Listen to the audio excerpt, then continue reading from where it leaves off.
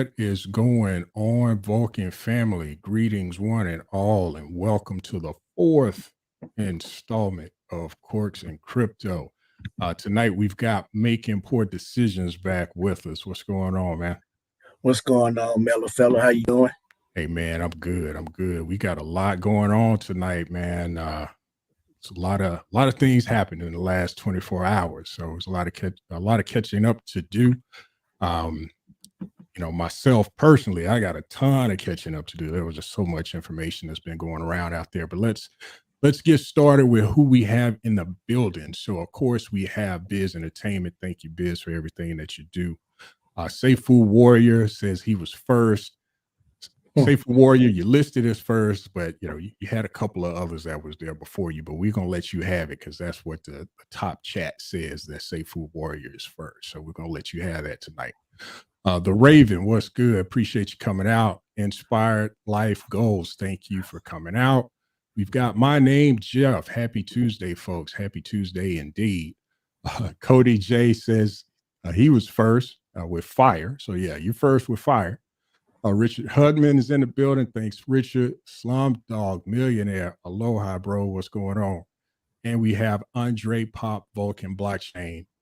Man, Andre, I appreciate everything that you're doing out there. You're watching every video, seems like, and you're making comments and giving the thumbs up. So I appreciate you and everything that you do. We've got Jeffrey Julian. What's going on, Jeffrey? OBZ in the house. What's going on, OBZ? And my other brother from Texas, Teddy One. What's going on, Teddy One? Thanks for being in the building tonight. So I'm going to pass the mic to Making Poor Decisions. We're going to have this wine talk real quick. So what are we featuring tonight, Making Poor Decisions? Well, tonight we're going to feature the Babel Red Blend out of South Africa in the West Cape by Babelostering. This is a red blend of Shiraz, Merlot, Cab Franc.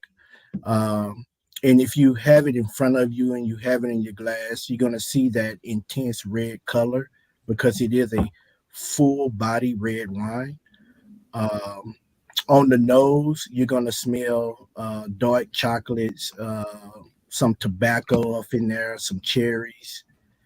And when you put it on your palate, you're going to taste like dark red berries, chocolates.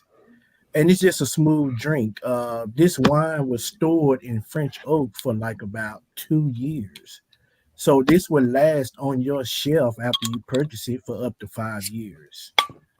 And if you want to pair it with some food, you can pair it real well with rack of lamb, oxtails, or lamb shank. So everybody pull up and enjoy. Awesome. This is really good. I've never had this before. Yeah, it's a smooth drink. Yeah. It is. It's yeah. nice. And if you have a cigar, it'll go well with that as well. Oh man, we got to try that. Well, you know what we have to do when we do the next live? We should do it from the patio with cigars too. Yeah, and I'm glad you mentioned that, because if you want to come by and have a drink with us of this red blend or any others, if you're in Dallas, come by Distinctive Vines Wine Lounge, located in the Cedars section right outside of downtown, 1110 South Eckerd Street. So just come by, have a drink with us. We'd love to have you. Most definitely. And I'm gonna share. This is our IG page, our Instagram page. So we are at Distinctive Vines Wine. So you can come check us out. We do a lot of different events throughout the week. But as Making Poor Decisions said, if you're in the Dallas area, do come check us out. So we appreciate that. So we've got Brooklyn Hodel Vulcan in the building. What's up, Brooklyn? Hey, man. How's it going, brothers? What's going on? Chilling. Thanks for the invite. Hey, man. Thanks for coming out. So I'm going to stop sharing real quick. Let's get into this conversation. Wow, where to begin? There's so many things going on. So Oopsy swap, that was one of the first. Oh my gosh, I have a new subscriber. And you wouldn't believe who that new subscriber is. It's the one and only Daniel Prado. Oh, DP in the house. Daniel Prado is in the building, you all. Daniel Prado is in the building. So what's going on, Mr. Prado, Mr. Worldwide? So today, or I guess it was last night, right? Oopsy Swap, Brian put out in the Discord group the details on Oopsy Swap. There was a preliminary light paper that was released that has since been updated. I think it was updated earlier this afternoon, a little bit before Fowler's live. His crypto talk. I think it was a bit before that. Also earlier today, it appears, and I think this was kind of leaked out on, well, I would say assumed leaked out on Daniel Prado's live earlier today, that it is, there may be a hint at a date for mainnet. I'll say hint. And Brooklyn, you were there. Yeah. Oh, so can you talk to that a little bit? Because I'm still catching up on all the things that are going on today. But you were there when that comment popped up from Brian. So what did you see and what was going on then? All right. Just in case everybody don't know about Oopsy, they're gonna have a sacrifice that's coming up, and more or less the sacrifice. The day that the sacrifice ends is Memorial Day weekend. And a lot of people didn't know that. And more or less, DP, Daniel Prado, was asking him, okay, what's going on after the 27th? For the most part, B Legend, he was inside the chat with us, but he just kept on saying, what, 3 days after the 27th? What, 3 days after the 27th? And that's Memorial Day weekend. So more or less, it's all speculation. But we know we do got the sacrifice coming up. There's a lot of stuff that's going on right now, and as far as Vulcan is concerned, man, it looked like we're moving forward, and everything seems to be where it's supposed to be right now, man. And our deadline is still Q2. There's a lot of rumors and FUD and stuff going around.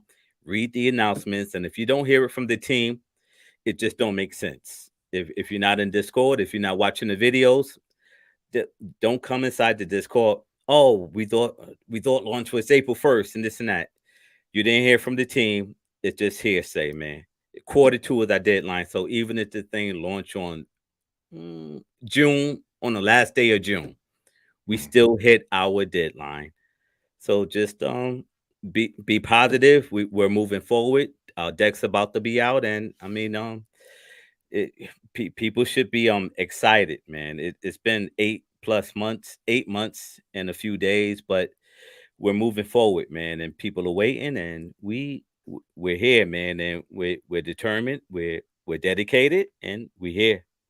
Yes, indeed, we definitely are here. And Brooklyn also has a YouTube channel as well. So Biz, I don't know if you're out there, but if you can put his link up, that'd be great. And please join his channel, subscribe, and support him as well. Appreciate it. I'm new, so bear I'm with new me. too. I'm still making the videos. I'm still stuttering, but I only made 2 videos, but I'm working on it. But thank you if you do join. Sure, man. Yeah, we're all supporting each other, and I'm definitely new. Definitely new. Chris Cruz, what's going on, sir? How are you today? Good to see you out there. And I am not highlighting comments. I am messing up already. So there we go. Hey, Chris Cruz, what's going on? And I'll highlight. Thank you, Biz. This is Brooklyn's YouTube channel. So yes, do go out and support him as well. And all you guys are welcome to join. If you want to join the backstage, just let me know, and I'll get you up here. So let's see where we got from Raven. Melafella doing the thing. Hit that like button and hit that subscribe and notification bell. We appreciate it. Thanks, Chris Cruz, for the sub. Really appreciate that, sir. Thank you. I am Borg. What's going on?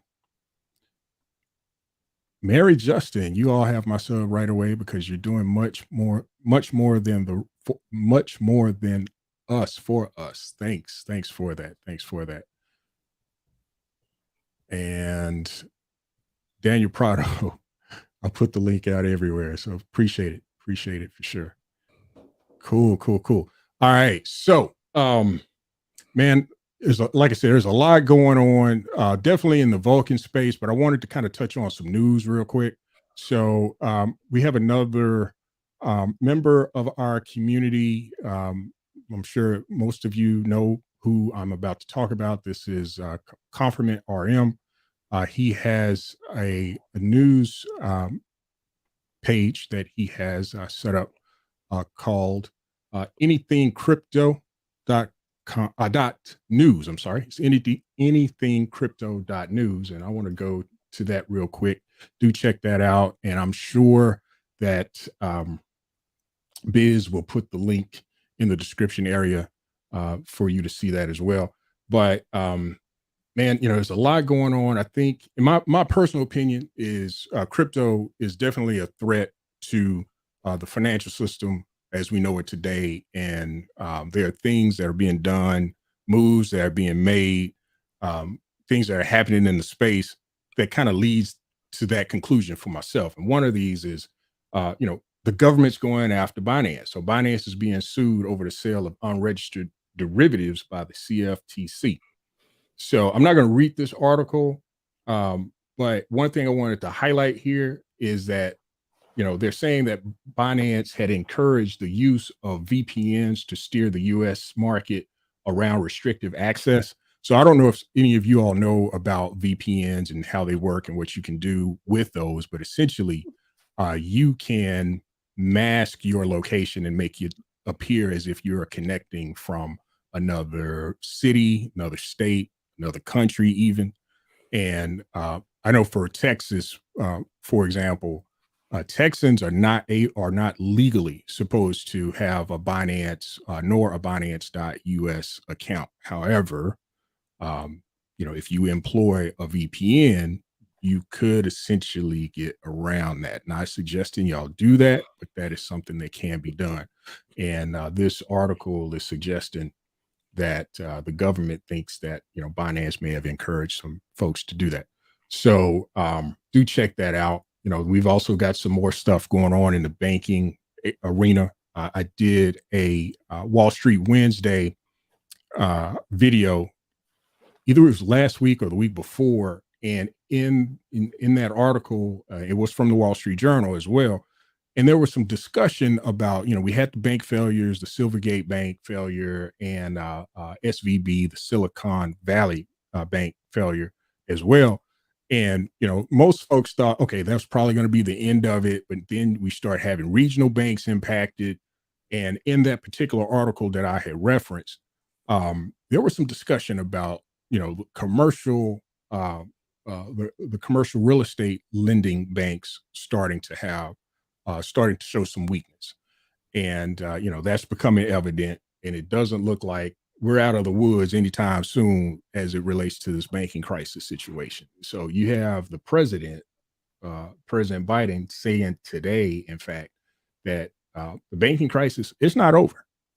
The banking crisis is not over, not even close to being over. And, I've said it in some of my videos and others have said it as well. And, definitely if you follow Fowler and some of the videos and things that he posts on his shows, investors, like traditional investors, are looking at other opportunities to put their dollars, right? They're not looking at, banks necessarily. Some of them are putting money in bonds, and there's some issues with the bond market too. And I'm saying all that to say this, crypto, in my opinion, this is my opinion. It's not financial advice. It's my opinion. But in my opinion, crypto is where it's at. This is where people are going to start investing. And I think we are in a really great situation with Vulcan and being where we are as holders. I think the majority of us here are already holders. We have sacrificed, making poor decisions. You are a holder. Brooklyn, you're a holder.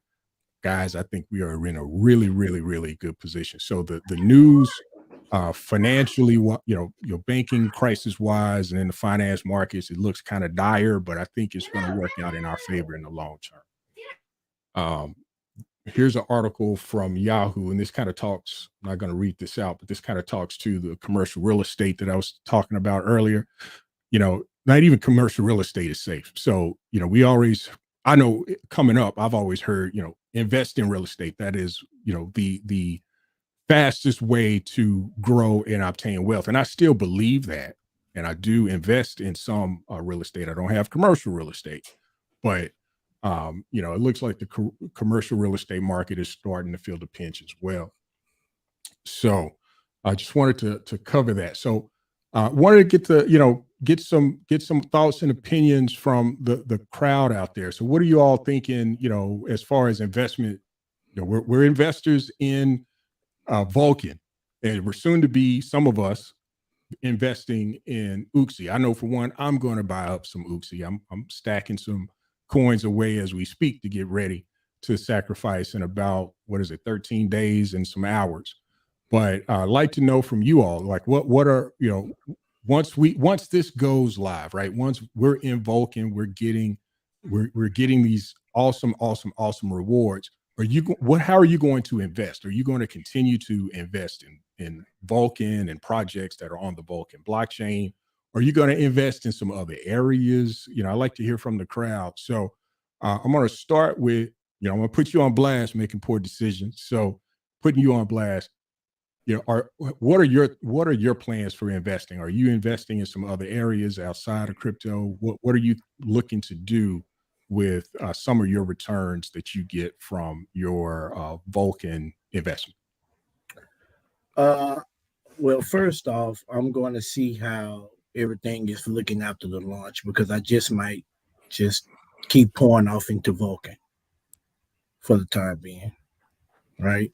Mm-hmm. And then I'll take it. Well, of course, I tune in to you because I get all my updates from you, and then I figure out the rest. So, but for right now, I think I'm gonna hold steady after the launch. Cool. To see how everything goes, and then from there I'll make my decision. Cool. Yes, and Raven is saying even the real estate market is extremely volatile. Everything is volatile right now. Yep. That's why I'm holding steady. Yep. Right. You don't know which way this thing is gonna go, so I'm just gonna hold steady and see how it plays out. Yeah. Raven also says once banks are in trouble, the whole economy goes to hell. Yeah. And I think that's where it's at. That's kind of what's happening here. So Brooklyn, what about you, man? Or what are your plans on? Like, I'm not asking for financial advice, just kind of looking at where your head's at as far as, what your investment outlook looks like once, these flex rewards start rolling in. Me personally, I'm going to put most of my investments inside Bitcoin and Ethereum. I already own a few properties. I got 3 houses that are already paid for. So I'm kind of ahead of the game, but most of the interest or whatever I make, most of it's actually going to go into Bitcoin and Ethereum, man. And I'm trying to get some more of that before the next bull run, and I'm just going to hold on to it for the next few years and for my grandkids too, man, because they're gonna need it more than me. I'm already at a certain age where I'm comfortable, but I could be really comfortable. So, but I'm Bitcoin. I don't want to get into real estate no more. I got properties, but I'm tired of keeping them up, and I got to have people to maintain them and stuff like that. There's nothing wrong with real estate. I love it. It helped me to get to where I'm at. I still work full time too, but most of my money that I'm going to go now is going to be most of it. I want to say 80% is going to be in Bitcoin, Ethereum, and the other 20% it might be moving experience and stuff like that. I plan to move to the Philippines, and I plan on doing some other things too with the money. And I got to invest in myself, man, and make my money last longer than me, man, because I ain't going to be here forever. Yeah, I hear that. I hear that for sure. So man, you've got it planned out. Sounds like you got it planned out. You've been thinking through this. I love it. I Yeah, love it. man. I love it. So another associate, actually business partner, friend of ours, making poor decisions in ours. He is going through a journey to become an actual financial advisor, and I'm trying to get him on the show and kind of talk through some things. So if you all are interested in that, just let me know. And we may have to do it on a different night, but we'll definitely get him plugged in. And let's talk about just if he's willing, just talk about some suggestions, not financial advice, but alternatives and things to look at and look forward to with respect to investing. Looking to do that. I missed a comment. I was wanting to go to Donald Richardson. Here we go. Options trading, 24 hours a day, no particular time frame. I have a brother-in-law that does options trading. He and I were supposed to get together, and I was going to teach him some stuff about crypto because he doesn't do crypto that much, and he's in Vulcan. I've got him in Vulcan, and he was going to teach me a bit about options trading, but we haven't had that exchange yet. So that's planned. That's one of the things that I'm going to be looking at. So Chris Cruz says Vulcan, Bitcoin, Forex, and emerging projects on the Vulcan blockchain. Accumulate and hold. Yes. Yes. And Donald comes back with exotic currencies, gentlemen. I don't know what that is. Can you enlighten us? Or do you know what he's talking about? Brooklyn or poor decisions? No, I was thinking about people accepting money at the strip clubs. I have no idea. It might be another stream of revenue. I mean, you never know, man. I mean, if he could find a niche in it, it could be his business. I'm just saying. Yeah. Yeah.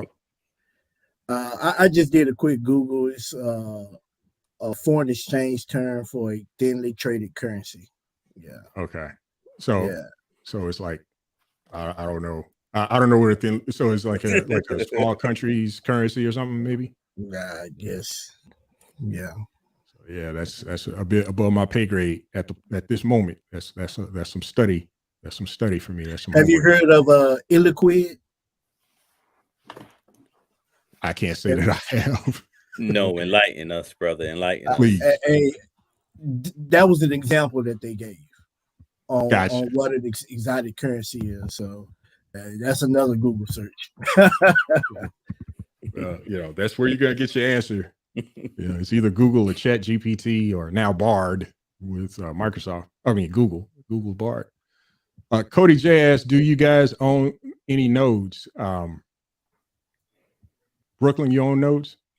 Yeah, I own a node. He didn't sound too happy. I reluctantly, I understand. I own a node as well. So I own a couple, and I own I've got some light nodes too. Yeah, I'm not that good, but actually my bag is bigger than my node. I got a real good sized bag, but I'm well off. I'm content. I'm not even mad, man. I'm okay. Yeah, that's kind of where I'm at. I'm not stressing. So I know, a lot of folks are ready for this to go live, and I am too, but I want them to get it right. Yeah. I want something. I'm looking long term and for sustainability. I'm not looking for a quick buck. Okay, so I am bored. How are you guys going to off ramp your gains? That's a good question. My strategy right now, I'm really looking at accumulation. I'm not really looking to cash anything out because I think Vulcan, in my opinion, if I don't want to start selling Vulcan for another maybe 6 months to a year after launch. That's my plan. I don't want to sell it at $30. I want to sell at $300 or $1,000 plus. That's when I'm ready to sell. So, Yeah. I what mean, yeah. about you, Brooklyn? About the same. Depending on how I got like a 3-year plan. Mhm. So but for the most part, as far as my gains is concerned, I'm gonna set up a annuity, and I'm gonna have the annuity set up to pay me out, and I'm gonna have whoever set up my annuity with, they're gonna end up paying the taxes on it, and then the taxes off of that too. Eventually, I'm gonna have to pay taxes of what I get every month out of the annuity, and depending on how much I put into the annuity, I'm gonna have another life insurance policy for the same amount. Because you always got other people or family members worrying about, because oh, you put $2 million in this uh, people want money. Right. Family wants money. Well, But yeah. when I'm dead and going, I'm gonna have the life insurance policy, and technically they're gonna have everything that I put inside the annuity while I'm actually living off the annuity. So me and the family, we're gonna come on top and start hopefully benefiting this generational wealth. I mean, there's the madness to it, but it works. People do it all the time, man. It's Yeah. easy, but if you don't know, you don't know.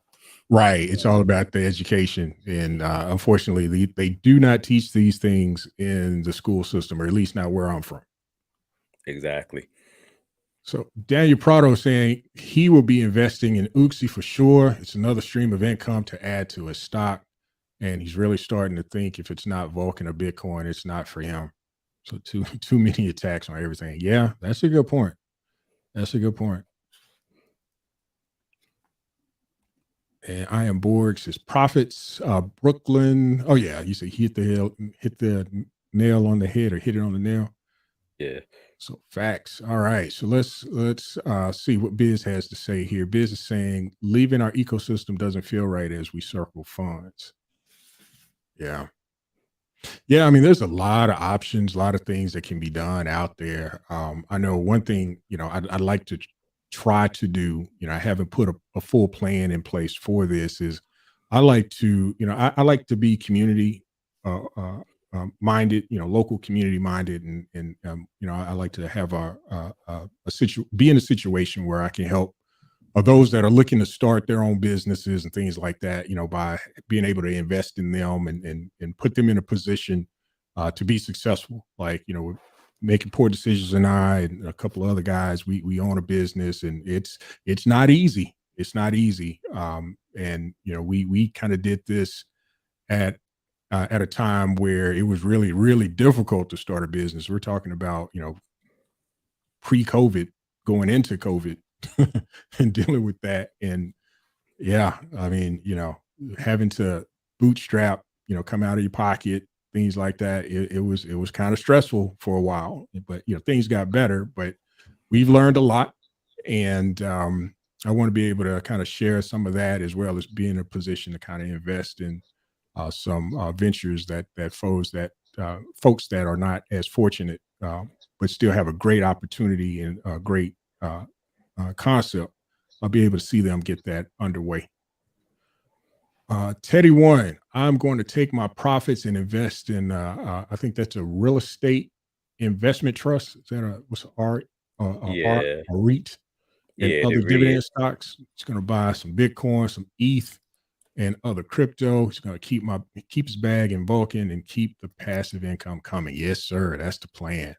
I'm going to flex some more, flex again. And as the price start going up, I'm gonna sell those little tidbits. And I hope, and I'm not trying to put any negativity out there, so don't take this the wrong way. I kind of hope, price kind of drop a little bit, because that price drops a little bit. That's more we earn in flex. The price is gonna go up. That's even more money. So yeah, I'm looking forward to that. Yeah, me too, man. If the price drops down to a certain amount and the volume is still up there, you Right. can end up making like 20 or 30 or 40 Volk in a day, man. I mean, depending on your bag size, but still, even if you make a 0.5 and you think you got a small bag, the price dropped down, but we still got the same amount of volume, you can end up making 3 or 4 or 5, 6 Vulcan for that day, man, which is tremendous, man, Yeah, in the I long mean, run. this thing's a game changer, and I don't really think most people that are holders realize what they have. I don't think they realize what they have. Chimo Vol, I guess this was during the stripper conversation. Can you put a stripper on the blockchain? I'm pretty sure they'll figure that out. I'm pretty sure there's some NFTs that can do that for you. Don't ask me how I know, because I don't. I'm just making a guess. So if my wife is out there watching, I don't know anything about that. Have to put that disclaimer out there, man. Man. Hear no All evil, right. see no evil. Yep. Exactly. Yeah. Iraqi dinars buying gold if the QFS creates. Donald Richardson, man, I need you on this show because I don't know what you're talking about. You're blowing my mind, man. So this sounds like Forex stuff. So yeah, I mean, please come join, educate us on Forex, man. Because I'm all for it. Yeah, he was on with us last night, man. Oh, was he? Okay, cool. Yeah, good brother, man. We love you too, D Rich, man. We love you too, brother. So okay, so Biz, I'm gonna try to scroll down. I'm trying to get to all the comments, but I'm talking in between and I'm missing stuff. But Biz is asking to break it down for the community to understand exactly what they have.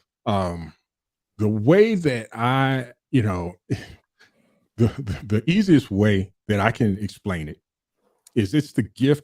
To me, it's the gift that keeps on giving. I mean, you've got at least 5 ways of getting paid if you don't have a node, right? So, of course, the first is going to be appreciation, right? So, you're holding Vulcan, it's going to appreciate over time just based on how the tokenomics work, right? Mm-hmm. Then you have the daily flex, right? So every day, you'll be eligible to receive a percentage of the volume, that of transactions that occurred on the blockchain from the previous day. Now you have to go in and claim that every day, but that's another stream of income for you. The third, and I should have mentioned this as the second, is the rebase. You have that 44% APR, right? And then every 30 days, it's the power pool. Power pool. Thank you. So you've got power pool. So that's 4. I think that wine is hitting me because I'm forgetting the 5th. Should be I think we missed the compounding. Yes, compounding. Yes, thank you. It is. It's the compounding. So it compounds every 15 minutes as well. Every the epoch is 15 minutes. So that's just 5 ways right there. Yes, Daniel. Yes, in the rebase. We talked about the rebase. So that's 5. And if you've got the node, of course, I think Prado laid it out. It was 9 ways, but with the introduction of Oopsy, I think that's 10 now. Right? Because I haven't gone through the light paper in detail, the most recent version of light paper, but as I understand it, node holders are going to receive a percentage of transaction, volume from that as well, because those transactions are going to be occurring in Vulcan, right? So, again, this is a really profound opportunity. Being a Vulcan holder. So for people that are new to Vulcan, new to crypto, the way I try to explain it to them, I don't even get into the flex pool and fixed flex and all of that. I try to keep it simple and just say, hey, you hold this, it's going to appreciate, and you're going to rebase, and you're going to get a 44% APR. Because they're not ready to try to figure out the flex pool and the fixed flex and all of that. Because some of the people, at least in my circle, they're just not technology savvy. So they're looking at, where can I buy it? Can you help me buy it? And when I'm ready to sell it, can you help me sell it? They want to buy, hold, and sell. So, and that's okay. I think there's a place for people like that. And, hey, that's more flex for us. And over time, as they get to understand what they really have, I do expect that they would, jump in and really start their journey. Yeah. So, okay. So I think Prado is educating me here. I call it Oxy. It's Oopsy. Oopsy is its own token. Yes, it's a stream of income. Yes, but that is Oopsy that gives you that stream, not Vulcan. Okay. Thought I understood. Maybe I stand corrected then. I thought there was some sort of play where the Oopsy token benefits node holders. So I stand corrected on that. But I do think, if I'm not correct, the rewards that you get from the Uxie is Mhm. paid out in Vulcan. That is correct. So yes, the So rewards are paid out. technically, yeah, the rewards. So still, technically, you're getting more Vulcan.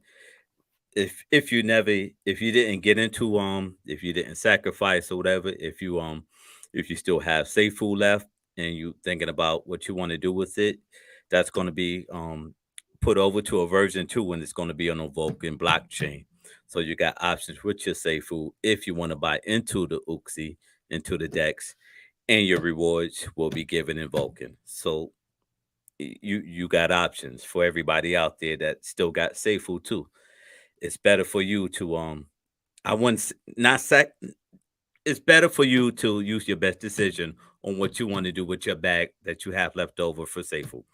You can either sacrifice with Uxie, or you could just hold on to it till they rename it Revive and they put it on a Vulcan blockchain. You got options. Yeah, and speaking of let's talk about Seifu and Revive. I haven't caught up with that because that's something else that changed. There's been like a ton of changes in the last like 5 days, a week or so. Do you have any intel that you can or knowledge that you can provide on what's happening with Seifu and Revive?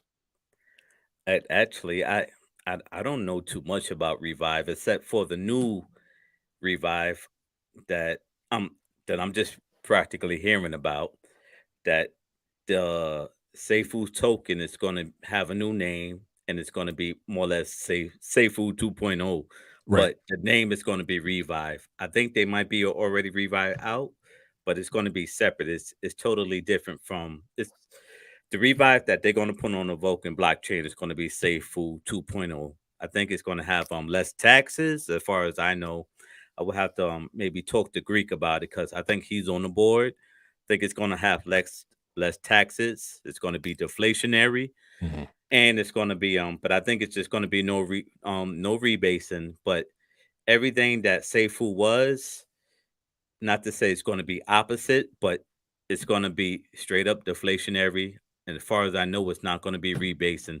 But the taxes too is going to be more manageable. It's not going to be the 30% tax that you have right now, because I think we got a 14% buy and a 16% sell, something like that right Yeah, now. that's how it's set up right So now. yeah, that's going to be out the door once version 2 comes out, and they got approved for the oh my god, what's the name of them? I'm having a mind block. Is it the Skyway? Yeah, they got approved for the Skyway too. So I mean, they're in a great position right now when they're ready to cross over and get on the Vulcan blockchain. You got it, Skyway. Cool. Yeah, that's what's up. So, all right, Richard Hubman, I just caught this comment um, that I guess Uxie does benefit node holders. It is still on the Vulcan blockchain, and he's saying he believes this was asked and confirmed. So I don't know. I thought I saw or read that somewhere that there was some benefit to node holders. So yeah, that's something to look into. Slumdog, Ready Player One is on my list. I haven't watched it yet. I have not. So I watched it. Heard about it. Heard a lot of great things about it. Haven't watched it. So Slumdog saying he wants to create an oasis on Vulcan. It's a virtual gaming hub like Steam, but you can log in using avatars you create. That would be cool. That will be cool. I'm wondering, hey, you if you haven't already, you probably should talk to Fowler and Curtheus. Yeah, they the gamers. Yeah.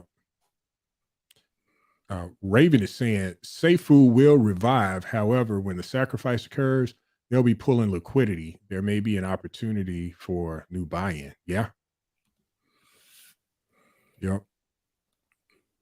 Yeah. I mean, so this is a great time to be in the whole, Seifu Vulcan sphere, right? Oopsy got a lot of stuff going on. So this is good.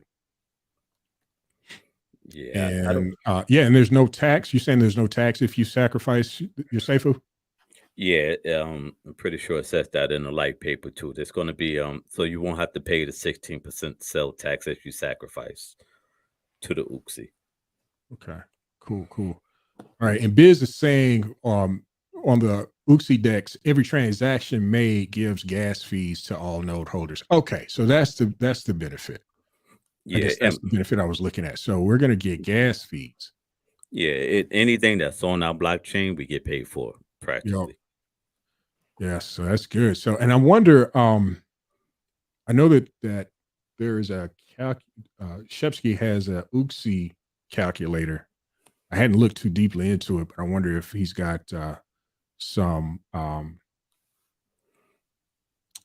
calculations for the node benefit in that, or maybe he's working on it.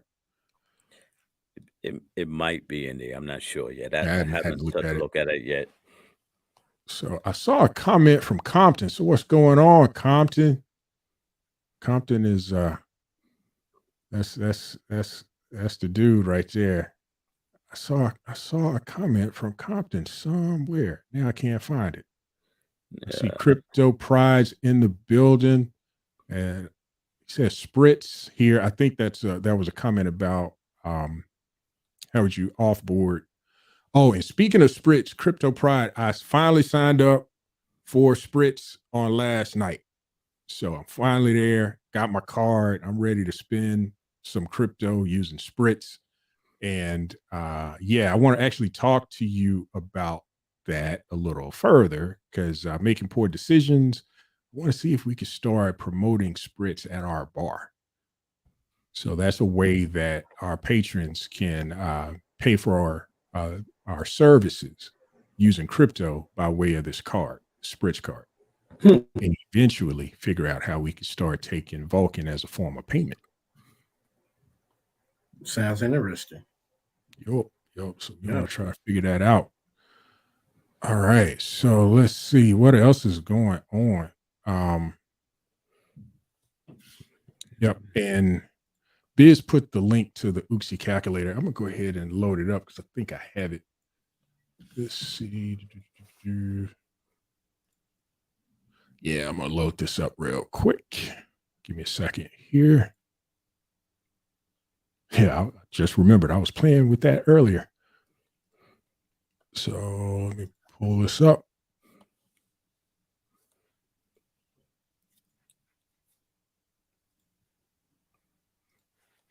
Cool. Y'all see that? All right. So this is the Oopsy calculator. And I was playing around. I was just thinking, okay, I put $1,000 into this. So let's see what that looks like. So I put $1,000 because the starting launch price is $5. So that'll equate to 200 Oopsy tokens.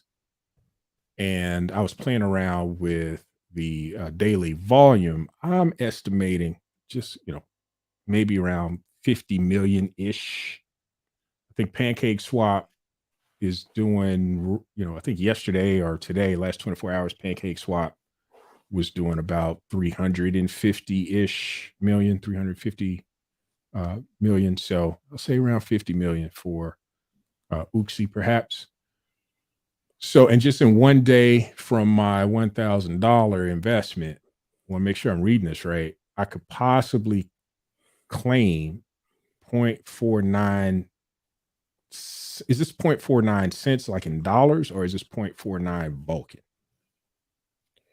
I'm pretty sure that's in dollars. Okay. But with the circulate and supply, you could probably cut that down to half also, because whatever's not sold is going to be burnt. So I think that's our total right now. You could probably cut that down to like 65 around there, and you'll get a better a Get a better better percentage of what you might have. If I'm pretty sure that's going to be correct. Cause we're going to burn the rest that's not sold. right. Yeah, see, Raven just typed it in. Circulating supply will be only 6,250,000. Okay. So let's see, 6 million.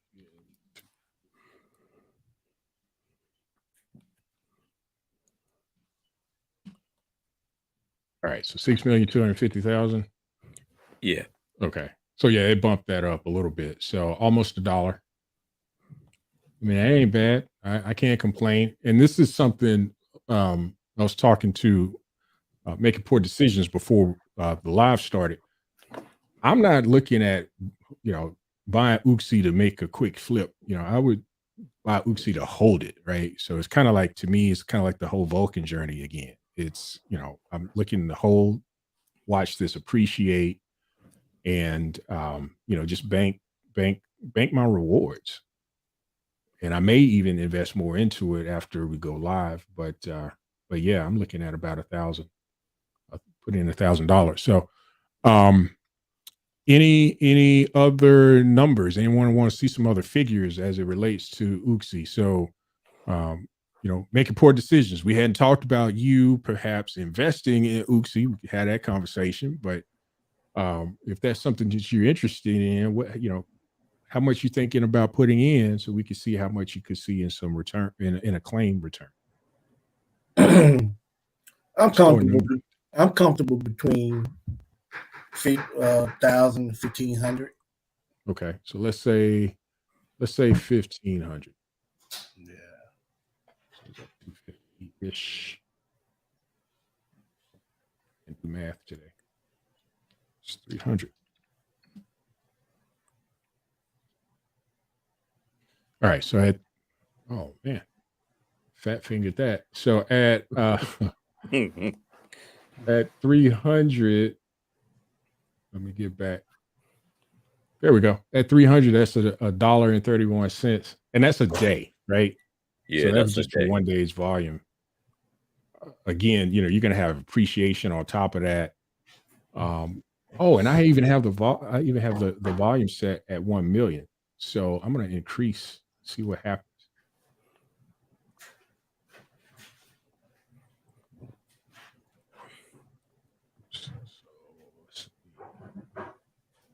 I think our volume could be, I think 50 million is fair.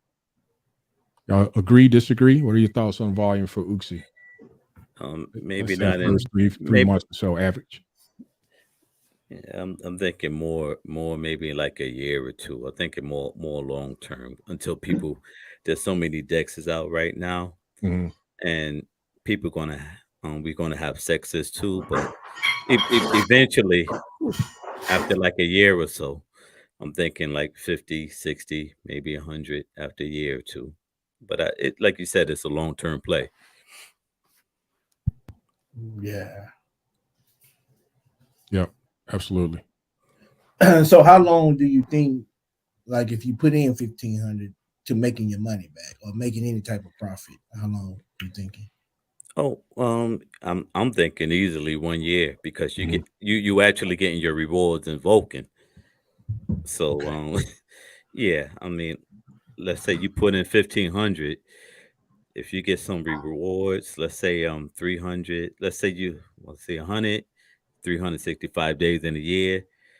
If you just have the $1 every day, that's going to compound every day too with your Vulcan, with the rest of your bag or whatever you have.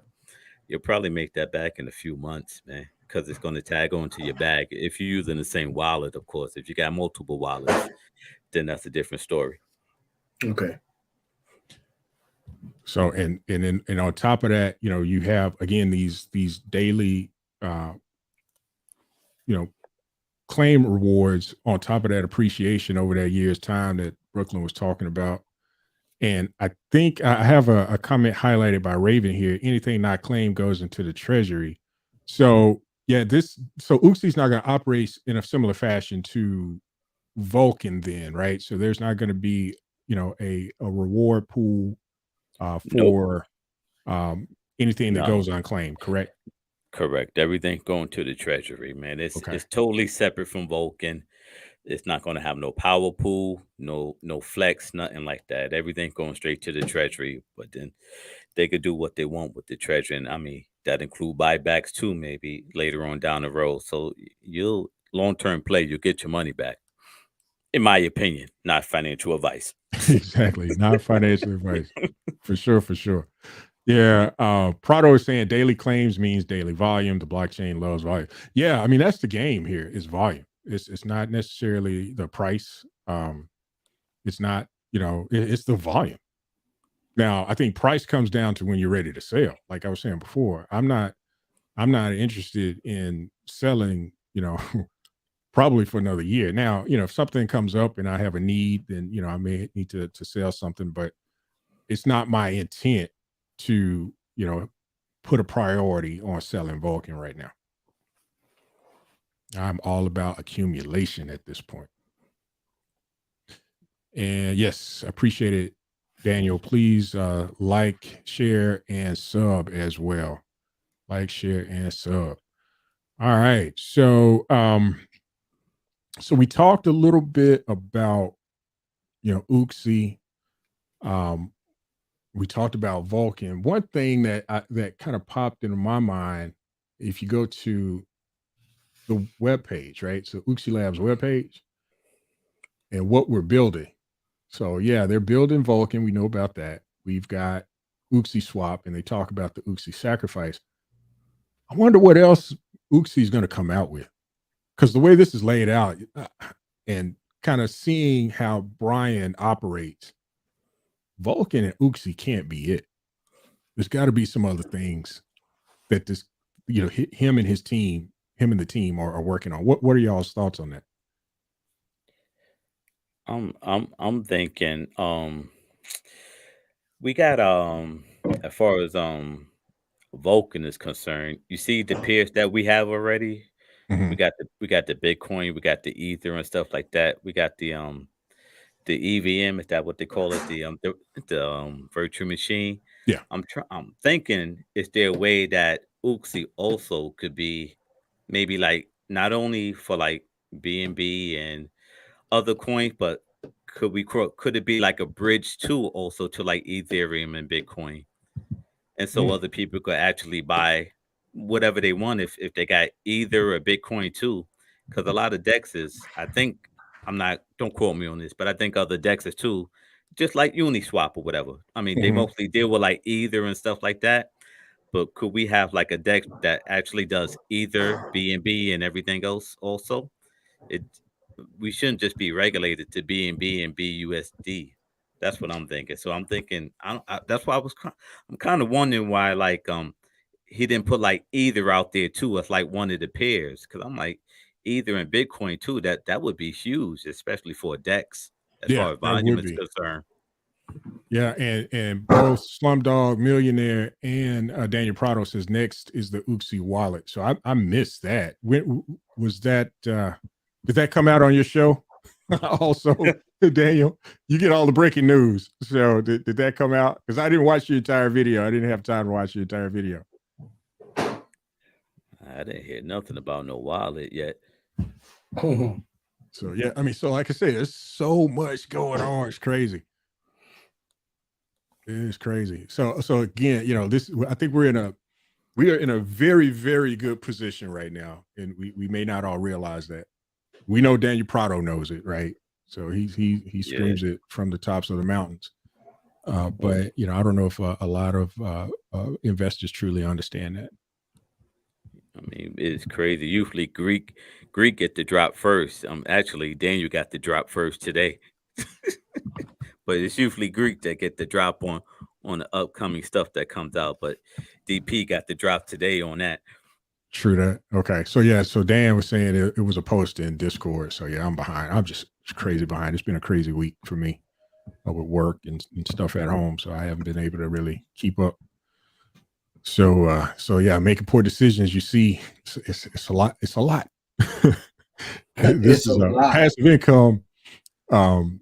This is a very active passive income play. So I think we talked in our last video. these passive income is good, right? There still requires some effort. There still requires some studying, some attention to detail and things. So, and oh man, and we have the man himself, and this is who we were having that conversation with, Prelvis Crypto Bull Lofty's in the house. What's going on, Prelvis? And sir, you are, like I said, you are always welcome to join us. And he just got out of class. Okay. All right. So he just got out of class. So yeah, we gotta get you up to Dallas, man, to see if we can get you to do a live class for us. We've got some people that we need you to educate. Dan saying he always gets to drop first, and Greek copies him. Don't get it twisted. I stand corrected. He said Greek's like, he Greek's trying to catch up, is what Daniel was saying. So yeah, so okay, so Biz is saying, yeah, Brian mentioned the wallet wants mainnet. So that's gonna be awesome.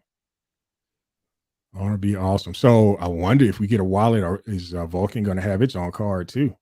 That would be cool. Yeah. Does anybody have any questions for us, man? I mean, maybe we can answer, or maybe we can, but I mean, we'll be willing to try. Yeah, Anybody throw them got out any? there. All we can do is try. All we can do is try. And I'm trying to comb through. I'm trying to comb through these comments. I am sucking. Let's see. I think I got the. I know I missed a lot. Like Triple Moon, thank you. I see you out there. I didn't highlight your comment, so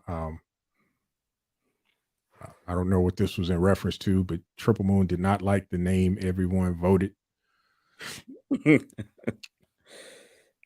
So let's see. Let's make sure I got everybody.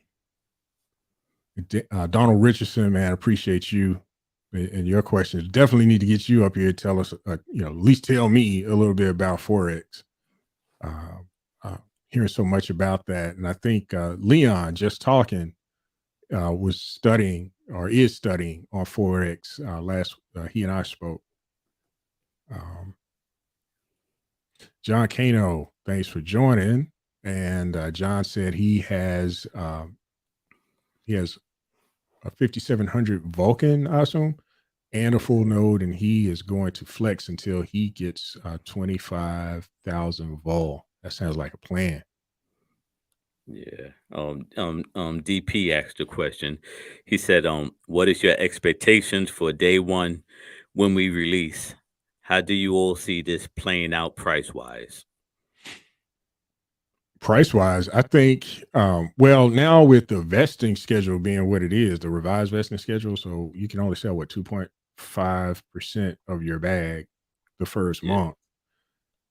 I think we're going to see a lot of buying going on. I don't know that we're going to see that much in the way of sales. Personally, I think, we're going to open at $9, and I think we're going to quickly get to roughly about 15 or so. And then I think we probably hold steady. And for that first 24 hours, because of course you're going to have some people selling, right? You're going to have some existing holders that are going to sell, but I don't see us going below $9, not on day one. No, my first day prediction, I'm thinking like $35, $43. I don't see me personally, I don't see the benefit in even selling your 2.5 unless you just want to get if the price is that high where you could get your initial money back if your bag is that big. I don't see me personally, there's no benefit for me to sell my 2.5. And even after Daniel Prado said too, after 21 days you get your thing back. I don't even see no benefit in selling 21 or 22 days after with that 2.5 when 9 days later, 10 days later, you got your power pool. Why not just wait till your power pool to see how that might turn out and see how that goes. And then you decide if you want to sell that 2.5 or you got to see what type of returns you're going to get first. You don't want to end up, say your bag is 2,000, you sell your 2.5. Now you got I don't know, whatever it is, 1800 or 1950. Now your power pool comes up, your number's not going to be the same as if you didn't sell. I mean, if you understand what I'm saying, man, Yeah. you might well just hold to the first power pool and see. Like, I mean, you might be surprised if you can make an extra $300 or $400, and the price is only like $30 or $40. You just made like an extra 10 Vulcan. Why even sell your 2.5? This long term. Right. Me. I mean, I agree with you there. And Daniel's giving me a hard time because I'm saying 15. I'm trying to be ultra conservative. You know, I leave Protonomics to you because you're the master of Protonomics. I can't touch that. Nobody can touch that. That's all you. So I'm just trying to be conservative. So what's going on, Prelvis? Thanks for joining, sir. How are you this evening? I'm doing well, Got my feel of, I've been eating crypto all day today. So how about that? Hey man, that's a healthy diet. That's good, man. That's good. Yeah. We are on the second day of our 5-day challenge. This is actually the third month for this year. Last year, we started in January, a little bit about ILCA. It's called Ivy League Crypto Academy. So just finished with that. And I was like, let me see who's live tonight. So saw you were live and, jump right in the comments and stuff. But nice to meet you, brothers. Always, brother, man. Always, man. Yeah, man. Yeah. Especially, when you're dealing with like-minded people. So, I love being in the company of good like-minded people. So. Yes, sir. Yes, sir. So Jason Bangit, I hope I got your name right. I hope I'm not butchering your name. Let me know. He asked, did anyone see NFT marketplace in the screenshot of the DApp? It could be another thing that they're working on. Very well could be. I mean, you got to think, you got to know that, Brian is thinking far and beyond just Vulcan and Oopsy swap. At least that's my opinion. So yeah, I think we're in good hands here, guys. I really do. I think we're in great hands, and it's a great opportunity to be where we are. I said early, and I think the Raven, he said we're not early. We're before early. Yes, yes, indeed. That is a Daniel Prado quote. We are before early. Yep. Yes, indeed. And so, Travis, what do you think about Oopsy swap, man? Hey, man, look, when the news broke last night, I really, Oopsy swap is something that you can literally lose sleep over. And I was up. I've been trying to change my sleeping habits, right? Taking my tail to bed instead of getting so captivated and so involved in crypto. Like I say, when I tell you I eat this stuff all day, every day, I eat it all day, every day, right? So when I saw the news break last night, obviously we knew we were getting closer and stuff like that, but the anticipation, was wearing on us, and it broke, And then when I woke up this morning and I saw the revised tokenomics, I was like, first foremost, I was like 45 days. I was like, damn, that's a long time, Then I said, you know what, it's all good. And then I watched Greek's video, and he made like a little indication at the end of his video saying that it could go past what was it, May 27th. So I was like, you know what, that's cool too. It's still it's still Q2, so it's not a big deal.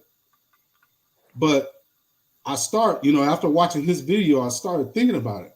I said, all that's going to do is just build the anticipation and build more exposure, bring more attention to what, Jay Legends, 3 to 5 days and 200. Oh, okay, he's talking about something else.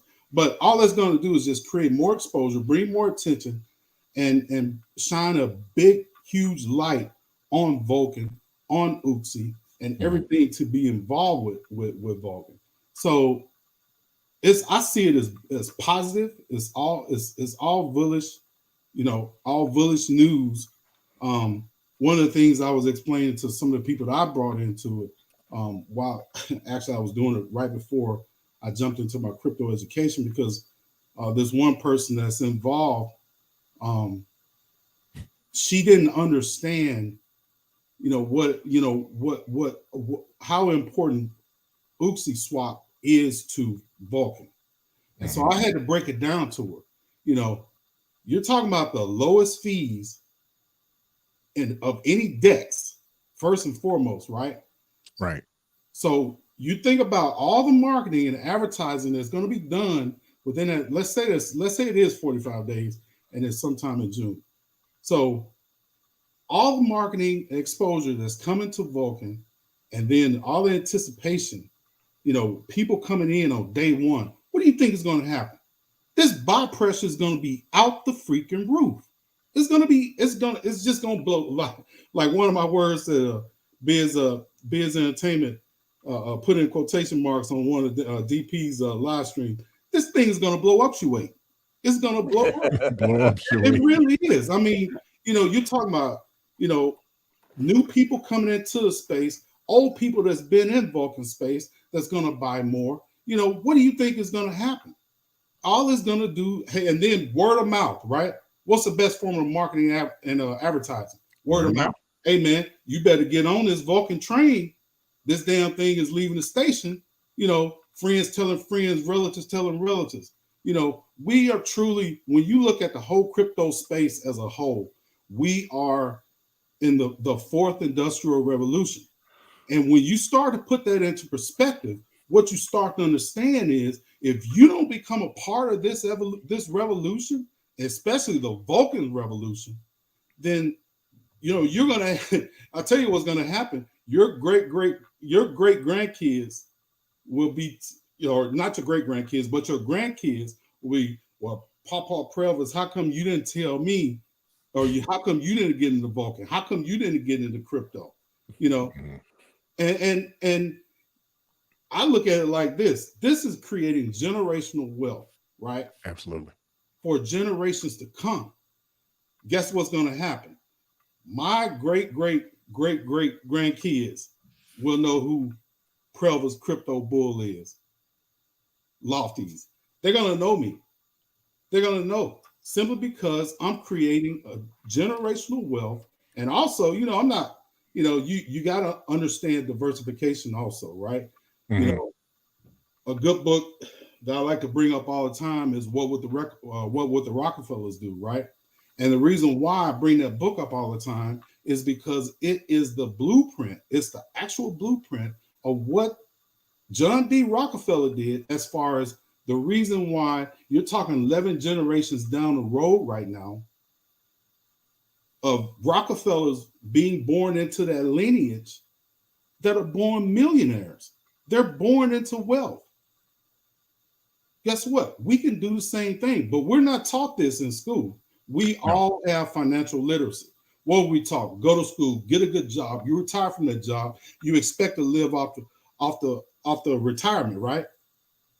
Off the cost of living, but it doesn't equate to the cost of living. That's why, before I fired my boss and I was working for the government, before I was working for the Army, I'm retired Navy, but I was working for the Army. We were refurbishing Black Hawk helicopters and Pave Hawk helicopters for the Air Force, Black Hawk for the Army. And I was a painter supervisor. But I knew I had a mindset change a few years back, and I understood then, hey, I don't want to do this for the rest of my life. I had people that were 65 and 70, almost 80 years old that had one foot in the grave and the other one on the banana peel that were afraid to retire out there working around hazardous chemicals and things of that nature. Mm-hmm. And a lot of times when they did retire, 3 to 5 years later, they died. Yep. I don't want to be that guy. I don't want to be that person. I want to be able to enjoy my life. Yeah, they say money ain't everything, but hey, guess what? Money gives you options. Money is energy. Yep. And if you got money, you can create energy. So I'm gonna get off my soapbox. What Vulcan means to me is a change of life. It's a change of mindset. And everybody needs to understand that. Pass the plate. The pastor has spoken. And I didn't even curse. The past has spoken.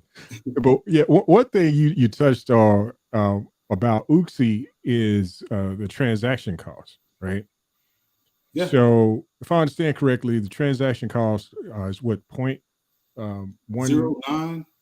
is it 0.09 or 0.19? I thought it was 0.09. I could be wrong. I need to Okay, look. yeah, I need to look it up. But I looked at Pancake Swap. Pancake Swap is about 0.25, and Uniswap is about 0.3. Think about that. And it didn't dawn on me until later. I'm like, okay, so that's some additional, people are gonna move away from Uniswap, move away from Pancake Swap, and go That's exactly over what I'm to talking Oopsy. Thank you for making that point. That's exactly what I'm talking about. It's going to be attractive. You got two gas stations on the corner, right? One is owned by your brother, and one is a competitor, right? The competitor has cheaper gas. You gonna go to your brother and get gas, or you gonna go to the cheaper gas? I'm getting the cheaper gas. I'm getting the cheaper Sorry, gas. brother. Sorry, bro. We family. We cool and everything. We need to drop your prices, man. Yeah, we could split. I buy you a beer with the savings. You know what I'm saying? There you go. Right.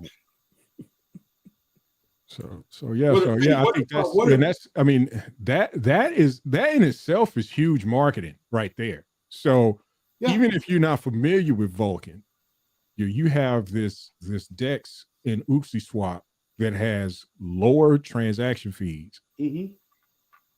And then by way of just getting into that ecosystem, now you're going to learn about Vulcan. And you know what? You're going to invest in some Vulcan.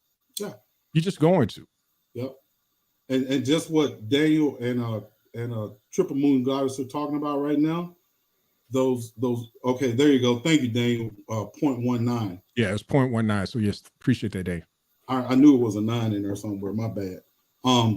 But listen, if people don't understand how important this is and what this means to Vulcan, I don't know what else to tell them. I really don't. I you know what? Here's what I tell them: just wait and see.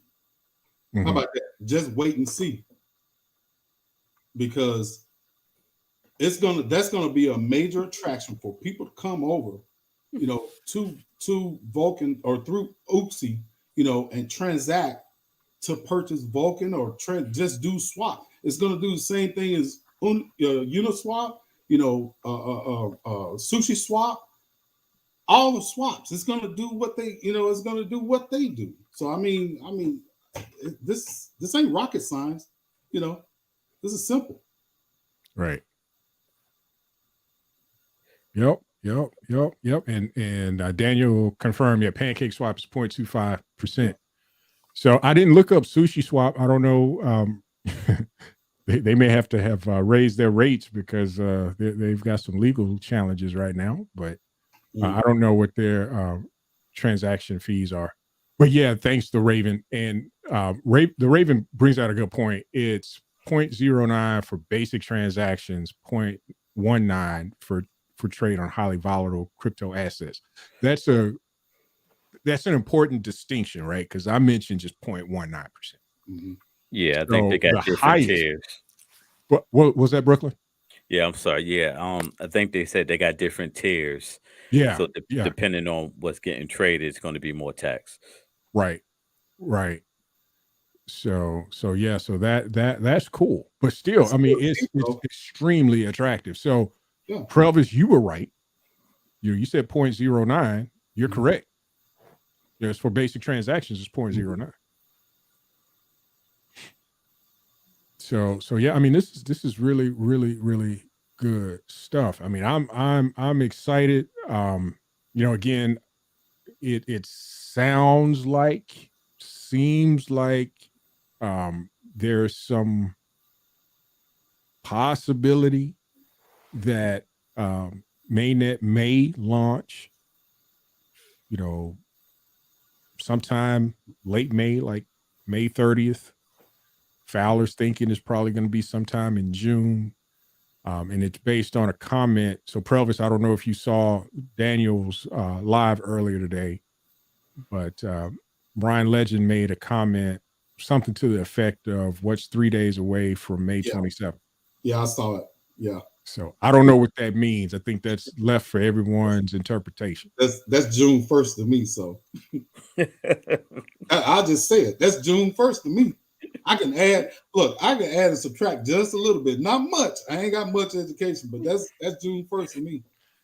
Yeah. Well, he in a different time zone. Whenever we release something, Yeah, it right. comes out at 0002359 a day before for us. Right. That's very true. Very true. Yes. True indeed. So I don't know what to take from that. I'm kind of cautious to say, oh, we're going to launch May 30th. I don't know. Because we don't know. I don't know the context. I haven't. I just, I had sped up Prado's video so I could get to that point to try to understand what was the context of that whole conversation. So, again, I'm still not convinced that was a hint that mainnet is going to start May 30th or June 1st. I don't know. So if I remember correctly, I think Brian was answering someone else's question. I can't remember who. I think he was answering someone else's question. Was 3 days, after, May 27th. It's not Cinco de Mayo. You're right. You a month late, man. Yeah, you a month late. I mean, from anything that I think we can take from it is that we're on time and we still launching in Q2. That's what I'm taking from it. Yeah. So. I take that from it too. I kind of hesitate on getting on the date bandwagon because, I don't know if you all know, but I work in IT, and I've been around a lot of project management around the development, deployment, and the launch of different applications, and that got me to thinking about researching. I'm not familiar with blockchain development, don't know what's all involved, but I did a little research on that. I'm not going to really discuss that here, but I kind of have an understanding of timelines to build a blockchain based on some research.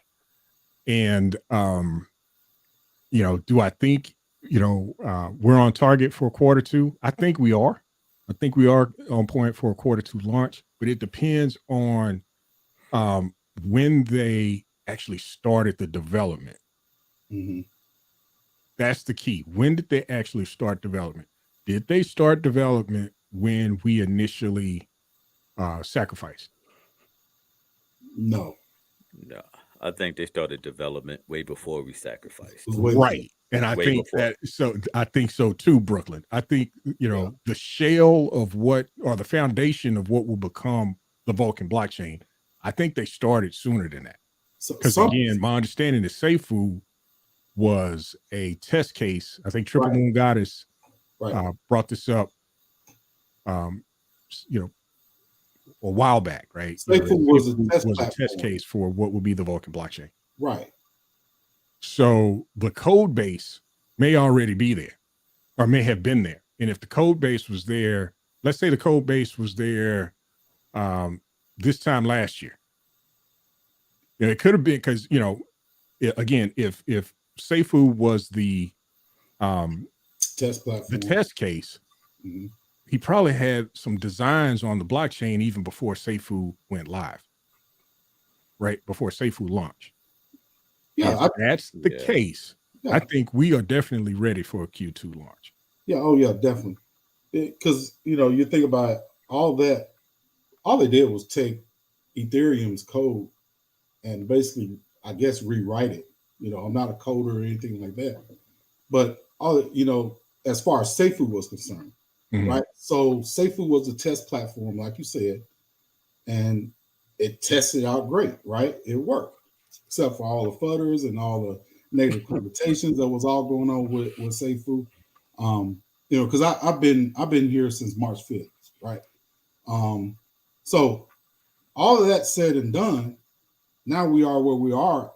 I think the main thing that has to be tested now is with all the different projects, Oopsy Lab stuff, the DEX, and not to mention all the added extra mechanisms the fire pool, the power pool, all the extra stuff, the fixed flex, all that extra stuff has to be tested. So I could be dead wrong. I'm not there. So that's as my opinion on it. Okay. So, I mean, I agree with you. Those things, I mean, we definitely need to test as part of testnet. Gamma testnet is key. Gamma testnet is key. And Daniel made a comment here. The second they brought in Adrian, it started. So, and he met Adrian in Dubai. Yeah. So man, I forgot when did that happen? So, October. okay. So Daniel, October. when did Adrian first come on board? Do you recall? I don't know when Adrian came on board, but I remember seeing him on one. I believe I saw him on one of the lives. I know I saw him in some of the shots when they were in Dubai, but yeah, I don't remember exactly when he came on. So Daniel's saying, by the way, that's what I just said. I never said before. So some alpha for your channel. Appreciate the love, Prado. Appreciate the love. So I guess, are you referring to this comment? Yeah, about meeting Adrian in Dubai. And Adrian told him, he said to Brian, I'll come on with you under one condition. We start moving to the blockchain now so we can thank Adrian. That's what's up. That is what's up. That is what's up. So yeah, it would be great if we kind of get a timeline, because I don't remember when Dubai happened. October. It was October? Okay. Yes.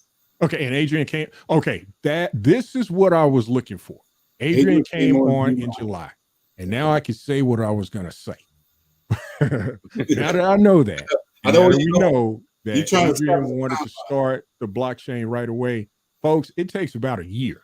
Mm-hmm. It takes about a year to build a blockchain. So, yeah, so again, if someone were to say, oh, wow, this is, when I heard the date of January 20th, I was kind of scratching my head like, okay, maybe they know something I don't. It's possible because I don't know blockchain. Yeah.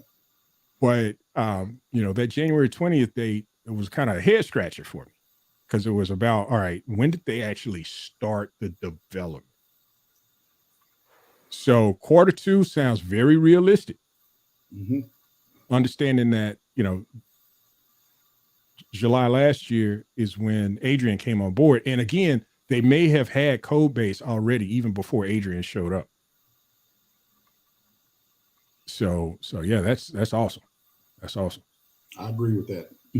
Sweet. That is awesome. Okay. So I feel better about, because I was kind of in camp with Crypto Pride for a little bit. So I'm thinking, all right, this probably is gonna be like August, September, which is fine. Even if it comes to that, I'm okay with it. Mm-hmm. But because we want it right. But Q2 does sound realistic. Yep, it does.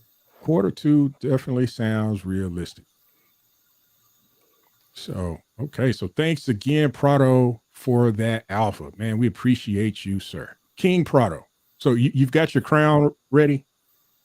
I'm pretty sure he's got it all designed. He's going to get it ordered once we go into mainnet. Or is it that doesn't Brian, who owes, I think someone owes Daniel a crown, right? Isn't someone supposed to owe Daniel a crown? It's supposed to be Brian. Supposed to be Brian? Yeah. Okay. So I'm sure he's working on that design. Probably got it all figured out. So King Prado on his yacht, telling everybody I told you so. Yeah. or I'm sorry. Go ahead, bro. No. I was just going to ask. Anybody seen any footage lately? Man, it's been kind of quiet. There's been some stir up. There were some folks that were stirring some stuff up in Discord. I want to say over the weekend. Like, I guess someone was upset about the vesting schedule, and it was a disgrace and all of this. And I think that was shut down pretty quick. But, that's the most recent FUD I've seen. And I had doubted that person was a holder, but I was told by some OGs in the game that this person that was making that comment was definitely a holder. It was just a little sour about it. Yeah, I mean, it is what it is, man. We can't make everybody happy. Nah. I know I put in the Discord. I was just trying to make a point to some of the fudders. It's just everything that Brian and the team does for us as holders, they don't have to do it. And I Mhm. don't take this the wrong way, anybody, but it's the bottom line. I mean, we're investors. We're not part of the team. We're not sitting back there writing code. We're not doing anything. And the point I made was like I own some stock, enough, but when's the last time I invested in some damn Apple stock or something like that? And they asked me my goddamn opinion. Just because we a Dow, I don't deserve. Not to say I don't deserve that. They might put out something in paper. Okay, well, this is what we plan on doing. We got the Apple 15 coming out, but that's as far as it goes. They don't ask me, do I want the Apple 15 to do this, or we're going to push it back and do this. I'm vested. I'm vested. That's the end of it. Like the stuff that Brian and them do for us. Hmm. Not to say we want to know, but we're not entitled to know. Right. Right. When you invest in the company, you invest in your money to trust them to make the right decisions to do what they need to do. And if you upset about it, you need to get over it. I Mhm. mean, this is crypto; it's not stock, but the same things apply, man. When you invest in stock, and have people that buy stock, they don't even follow that. They all they worry about the price go up and down. A lot of people they'll send out letters to you. Oh, this is what's going on with your shares. We're gonna do this. We're gonna invest in this. Half the people don't even look at that. The stuff that Brian and the team doing right now, it's it's they throwing us a bone. They don't. I mean, we it's our money, yes, but Hmm. they don't have to tell us every aspect of what they doing with the blockchain. They No. made yeah, they made changes. Okay, they made changes, but that's the end of it. What can you do about it? You knew the risk, just like with stock. You invested in it. Well, You see, just I got think that's the issue right there. They didn't know the risk. I think a lot of people thought, "Oh, I'm going to make a quick buck, so I'm just going to just throw my cash in," yeah. and they didn't understand what they were getting into. You And can't then do that. but I have to say though, also for Brian, he got hit with a lot of flack over decision making and things of that nature, not communicating, quote unquote, or not communicating properly or whatever, right? Hmm. That's bullshit right there. Yeah, I agree. I agree. That's a bunch of BS. Because like even this last mention of, I think, what was it, the B&B, or this last opportunity to sacrifice, right? He did Mhm. a poll and he mentioned what he allowed the community to have a voice. And Yeah. what's up, Compton? I appreciate you coming on. But yeah, Brian allowed the community to have a voice. So he's listening when someone, others out there are saying, all right, you could have communicated this better, or we Come we could on. have had a seat at the table, yada yada yada. Can't say that anymore. Well, let me stop you right there. If any of you out there have ever been a part, it doesn't have to be a blockchain or any type of project where you get little to no communication. You need to consider yourself lucky to be a part of Vulcan's community, because they, in my opinion, we have become overwhelmed with freaking communication. Yeah, We we're get damn near spoiled. on the daily. We're We are spoiled. spoiled. And I can't understand, for those people who got upset about the whole vesting period and stuff like that. I've been a part of other blockchains where I wish they had vesting periods, because they ended up failing. And it's a lot of communication out there. I mean, for them to introduce that vesting period or whatever, all that did was create longevity for the blockchain as a whole. Look, you got to look at it from a business perspective. What do you think Brian is going to pay attention? Brian and the team are going to pay attention, or what's more important? Let me rephrase that. What's more important to them? The future and longevity of the blockchain, or everybody's bags? Mm-hmm. It's the future and development of the blockchain. Yeah, your bags are important too, but they're not equally as important. And I mean, you got to look at it from their perspective. And, you know, it's like you said before, they're thinking, you know, he's thinking 3-4 moves ahead, you know, with this Right. whole SEC stuff and with the banks and stuff like that. Hey, and just like Kryptonian says all the time, that's what life is all about, is pivoting. You have to pivot. And Yep. that's all they did was pivot and just made this whole ecosystem that much better for us. Yep. I mean, he's playing chess, not checkers. Yeah, man, definitely. Playing chess, not checkers, man. Yeah. That's exactly what's going on. So what's up, Compton? We got West Coast and the East Coast in the house. That's what's up. Throw your two in the air like you just don't care. Hey, there it Hey, is. Tupac, homie. Hey, and we got the Lone Star. We got the Lone Star State holding. Yeah, we got the Dirty South up in here too. Yeah, Oh, holding it all together. there you go. So what's on your mind, Compton? What's good? Going back to that vesting, man. First of all, that second chance for the BNB sacrifice, that should have happened. Yeah, I know a lot. There was a few guys that like they're big and usually in the YouTube, not the lives, but they're in the YouTube comments and stuff like that, and they were against it. And my friend and I, who are, he's a bigger back holder than I am, and he was even thinking like, oh man, I'm about to drop another 2 or 3K just to continue to add to his bag. But it didn't happen, so it's fine. It would have been I think sometimes individuals don't think out of the box. No. Right? They see something a comment on Discord and they get what would you call it, like hard-headed or hot, right? Hot-headed real quick. They don't think out of the box. They don't they don't see beyond their, I guess, imagination, you can say, or their thought process. And it's not until Daniel and Greek hop on the live and they start explaining, and then people get it. But by that time, the vote already went no, and there were more no's than yes. And they probably would have helped with the liquidity, with what's it called, with Vulcan.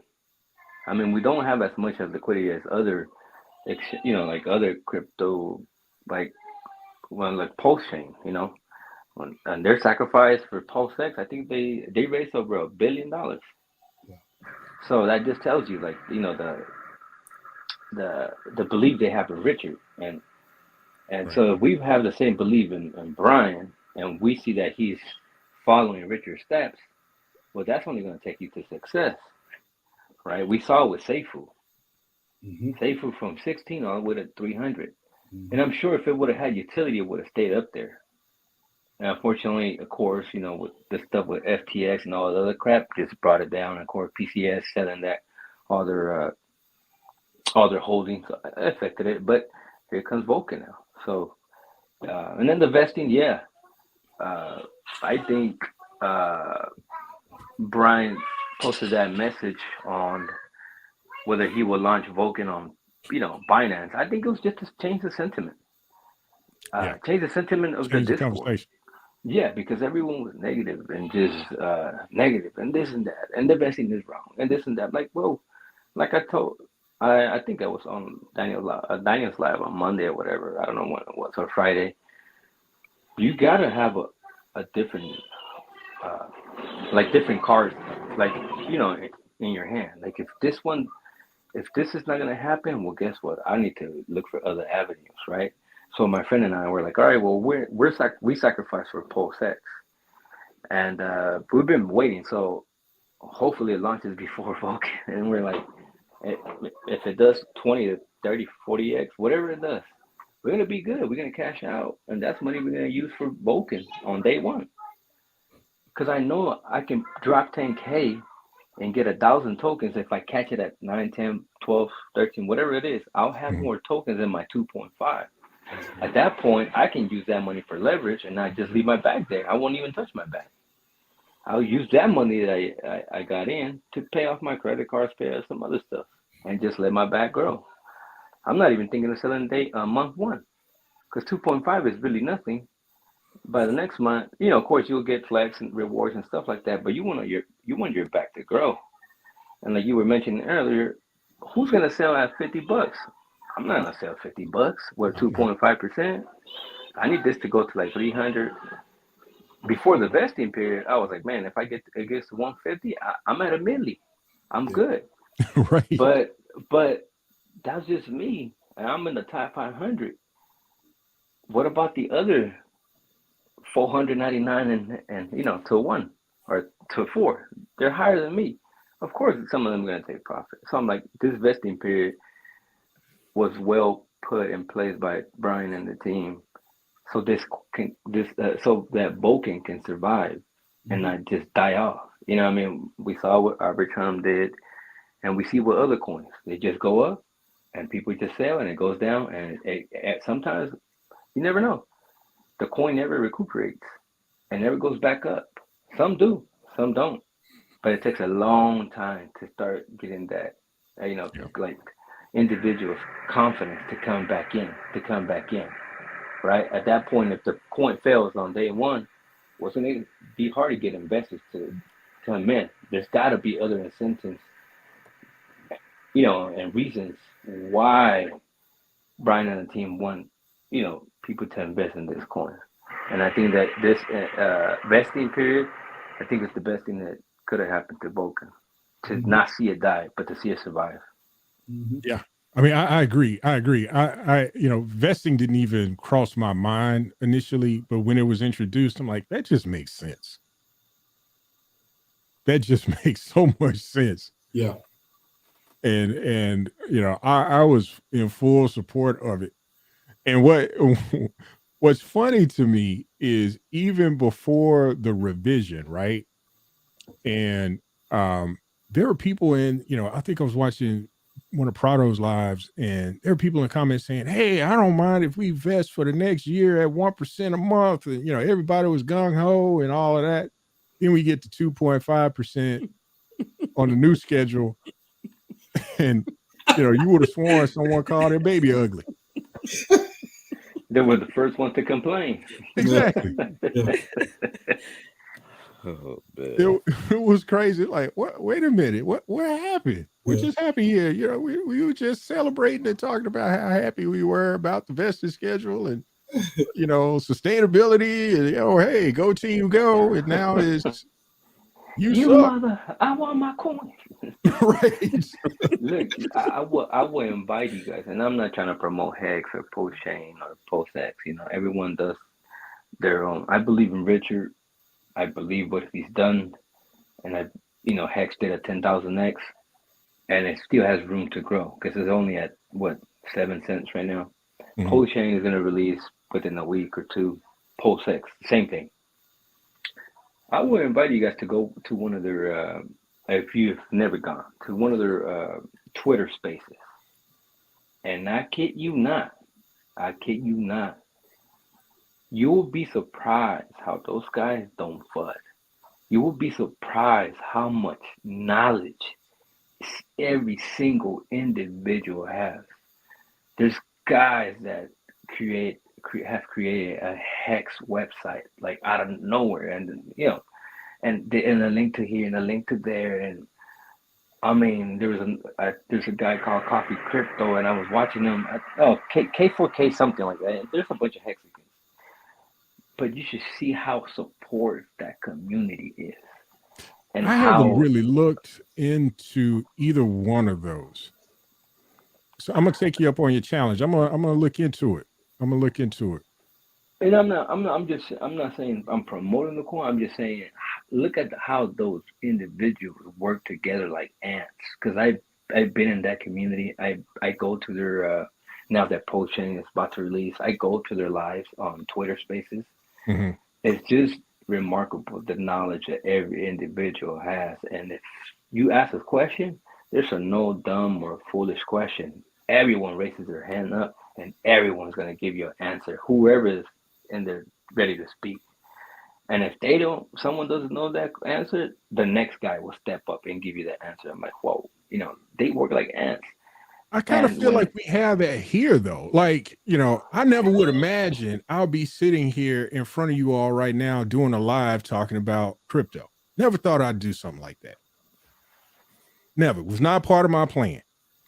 but it was because of the things that I saw in this community just gave me the idea, the thought, the courage even to say, you know what, I can do this, you know, and I learned more about it and, you know, on and on and on. So, you know, what's going on in that? So what, okay, Compton, answer this then.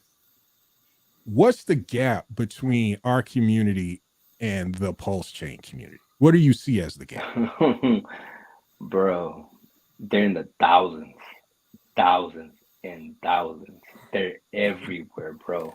Like if there's someone, a YouTuber fudding, they will actually hit up that YouTuber, and it's like 5 against 1. They go 5 against 1 on a live and defend Richard Hart, defend Hex hardcore Hexicans, bro. I've seen it, bro.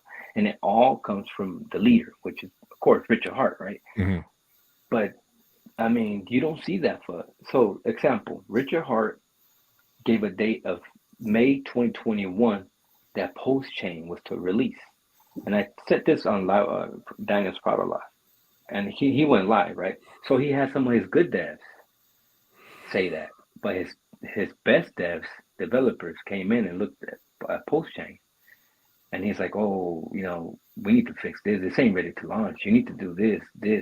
And they just kept mentioning. He was like, man, I don't want a spaghetti code for Post Chain because I want smooth. You know, if you see Richard, he's all about Hex, has no hacks, hasn't been, you know, there's no other coins being minted or, you know, whatever, you know, no scams or whatever. He's always saying Hex has been running for 3 years, flawless, smooth operation with no issues, right? That's exactly what he wants. So he gave a date of May 2021, and he had to come back out and said, you know what? My mistake was that I gave out a date, and there was a lot of stupid Hexicans. He said it like that. Oh, one blockchain, one this, one that. And he said, you know what? It's going to come out when it's ready. And that's it. No one fudded. No one said, oh, fuck Richard, this and that. No. You know what? You know what they did when I was in those Twitter spaces? Oh, it's time to load up more. I'm like, damn. These guys were loading up on more Hex and waiting for the dip and actually buying coins that were going to like launch on Post Chain, right? No, on Post X. These guys were going in it, and even though Richard didn't say I'm going to support this coin or this project, he didn't say anything. He just has a list of where 200 or 300 projects that potentially can already launch on Post Chain, right? And so the difference between the community, the Vulcan community and the Hexicans, bro, Hexicans are more supportive with one another. I'm not saying that Vulcan individuals are not supportive because they are, but you don't see that kind of FUD over there, bro. They check you on the spot. I'm serious. I've seen it happen. I've seen other Hexicans promote pump and dump projects where Hexicans have lost money, and some of the like older Hexicans will put those guys on check, and then Richard comes out. And if Richard, I've heard Richard by, you know, on live, oh, I was following this Hexican, but he promoted this shit I didn't like. It's not my coin. I'm not following you anymore. And he blocks individuals. And so it's just what you see in the community. Hexicans are everywhere, bro. Every freaking where. I tell you this. I work on this side. And where I work at, I saw a truck park. And I'm like, okay, I saw the license plate, and I saw Hex 1. Oh wow! I got the truck, my truck, and I was like, hey man, I asked him. I already knew what Hex was, but you know, I'm just trying to see what's up. I'm like, hey, what's this mean? And he's like, Hex 1. Oh, you never heard of Hex, like the crypto project? And I was like, oh yeah, Richard Hart. Oh yeah, you're a Hexican. I'm like. Oh, I'm like dapping you up right away, bro. I'm like, you're a Hexican. I'm like, oh, I just got in, so I'm not saying I'm a deep Hexican, but Yeah, I just got in. I was like, oh shit, man, it's the best project, blah, blah, blah. He just kept talking. Oh, it's good that someone in the community. I'm like, oh shit, I'm not the only one. It's crazy. They go, I mean, Richard, there's a video that Richard posted, and I sent it to Prado, the Hexicans, the community. Because remember, a lot of people were made millionaires in Hex. There's a lot of millionaires in that when Hex went to, when they did the 10,000X. The community worked together to put Hex logos on a freaking NASCAR car, and they paid over $500,000. The whole community came together, and Richard didn't even tell him to do that. He didn't even approve of that shit. He was like, "Oh shit, the Hexicans, they have a car. No, I think it was number 54 NASCAR." He says it on the video. Wow. That's what a community does. I was like, "Oh shit." They have retreats in Vegas. Okay, so the bar has been set. They've got a retreat in Vegas. They got retreats in Vegas every year with Hex, Potion, and Post-X. They do Prado, all three, but differently. What's up, man? And I tell you this, they're not even ran by Richard Hart or promoted by Richard Hart, or it's something that Richard Hart started. It's all about the Hexican community. There's one guy, I forgot what his name is, and he runs the show, and he'll set everything up. And I'm telling you, Hexicans run deep in Vegas when that shit goes. I've seen it. I've even seen dudes with lowrider cars with Hex in the Hex community. I'm like, oh shoot, wow. I need to go out there. What's up? Wow. So Prado is saying here, like he said, like I said, we are going to get there. So wow, that's amazing. So Compton, do you know, like, okay, so you said this thing 10,000X made a ton of millionaires. Do you know much about the structure? Like, how does it compare to Vulcan by way of, where they're, node holders, like we have node holders, and what that looked like, and, et cetera? I know there's nodes, right? But I'm saying, are those, owned by the community, I guess is the question. Yes, you can be a validator. You just have to have a certain amount of like post chain, and you can become a validator. I think you can become a validator, and of course you have to be responsible. You have to be, of course, with the scams and the links and all that crap. You have to be up to date, and you have to be available. Have that set up, 24 hours. Cause and that's one of my concerns. Like, again, I'm in IT, so I can start kind of spilling a few things. I use Contabo for to host a few virtual machines that I use. Like when I'm streaming and stuff, I'm not using my I'm using my desktop to access those environments, but I try to keep things clean so no one's stealing my stuff, right? Keep my identity safe and all that fun stuff. My Contabo has gone down twice at least, actually 3 times in the last 2 weeks. So, I'm part of the node holders chat under different names, under my company's name. And I see people looking at, man, I'm trying to get the lowest cost for this and the lowest cost for that. And that's one of the things that does concern me about. I'm not saying a lot of people are saying that. I'll take that back, but you'll see a couple of comments about that, right? We want to get the lowest cost solution, and that can often come with risk. I know we only need 25, so I think we're going to be covered, but it's that's something that kind of concerns me. So I'm just kind of curious about how that. I mean, I'm not necessarily curious, but it caught my attention when you mentioned, you have to be responsible as a validator on the Pulse chain, and the same is going to apply for us in Vulcan. That's really the point that I was trying to make. Yeah, sometimes cheap costs a lot, right? Yeah. Meaning that I'm gonna buy a real pair of Jordans instead of buying a fake pair of Jordans, and I know what's up because I had a fake pair of Jordans, and I was playing in college, and guess what? The freaking Soul came out. I'm not saying it wouldn't happen on a real pair of Jordans, but I'm just saying this new pair of fake Jordans that I bought, I didn't even know it was fake. On the first try, the whole sole ripped off the shoe. And I was like, what the heck? So sometimes paying for cheap costs you more money. Yeah. And so if you want something to run smooth, you're going to have the best thing, right? You're going to have the best computer. You're going to have the best system. Right. I mean, right? You want something that you're protected and that you don't have any issues, right? If you're going to be running on one of those old Mac computers and stuff like that, don't expect for you to be running a lot of transactions when your thing is so slow. You need something that runs fast, and something that is good. So that's my opinion on that. I always go like that. I hate going around the good stuff and buying cheapy stuff, because at the end of the day, you go back to that good stuff when the cheapy stuff got ruined or something. Yep. You end up back at the same place. And like, right. I should have done this. And you spent more money in the process.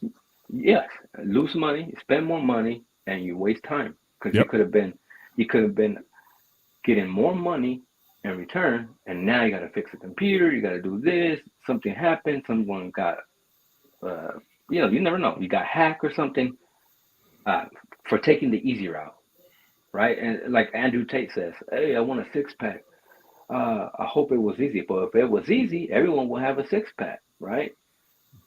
You have to go through the suffering, the dedication, the waking up early, the diets, and all that crap to get a six-pack. If it was that easy, we all had a six-pack, but it's not easy. So my advice is because you had to sacrifice. Exactly. So if you got whoever, I'm not a no holder, but whoever has a no holder, my advice, go with the good stuff, even if you pay. At the end of the day, you're gonna make that money back. Simple. Yep. And I see some discussion here around SafeMoon. As started with the Raven, like thinking we can recruit SafeMoon investors. I'm not familiar with what was going on with SafeMoon, but it sounds like it's not positive. Jay Legend is saying SafeMoon folks definitely need some love right about now. Prado is saying they took another hit today. The project scares him too. He wants nothing to do. Someone said in the comments that their liquidity got hacked. Well, okay. That was it hacked, or was it set up to look like a hack? Yeah, and I think Triple Moon knows where I'm going. Did they rug? Did they take the money and run? Because that seems to be like there was a I can't recall, dang it, I cannot recall the name. There was another one of these, I think it was like a 1% a day type deals, and they lost their liquidity. They claimed that they were hacked, but it was found out that it was their devs that took the money and ran. But who knows? I mean, really, who knows? But I'm not familiar enough with SafeMoon. Are you talking about Kiwi? Not Kiwi. No. I'm not talking about Kiwi. That's a different deal. Yeah, this is not Vulcans or Seifu related that I'm talking about. I think this project was wasn't even on the BNB chain. Okay. So yeah. I think I don't think Kiwi and his team would do anything malicious like that. No. I think maybe he got a bad actor in his environment and dealt with that. Yeah, it was one of the devs, from what I understand.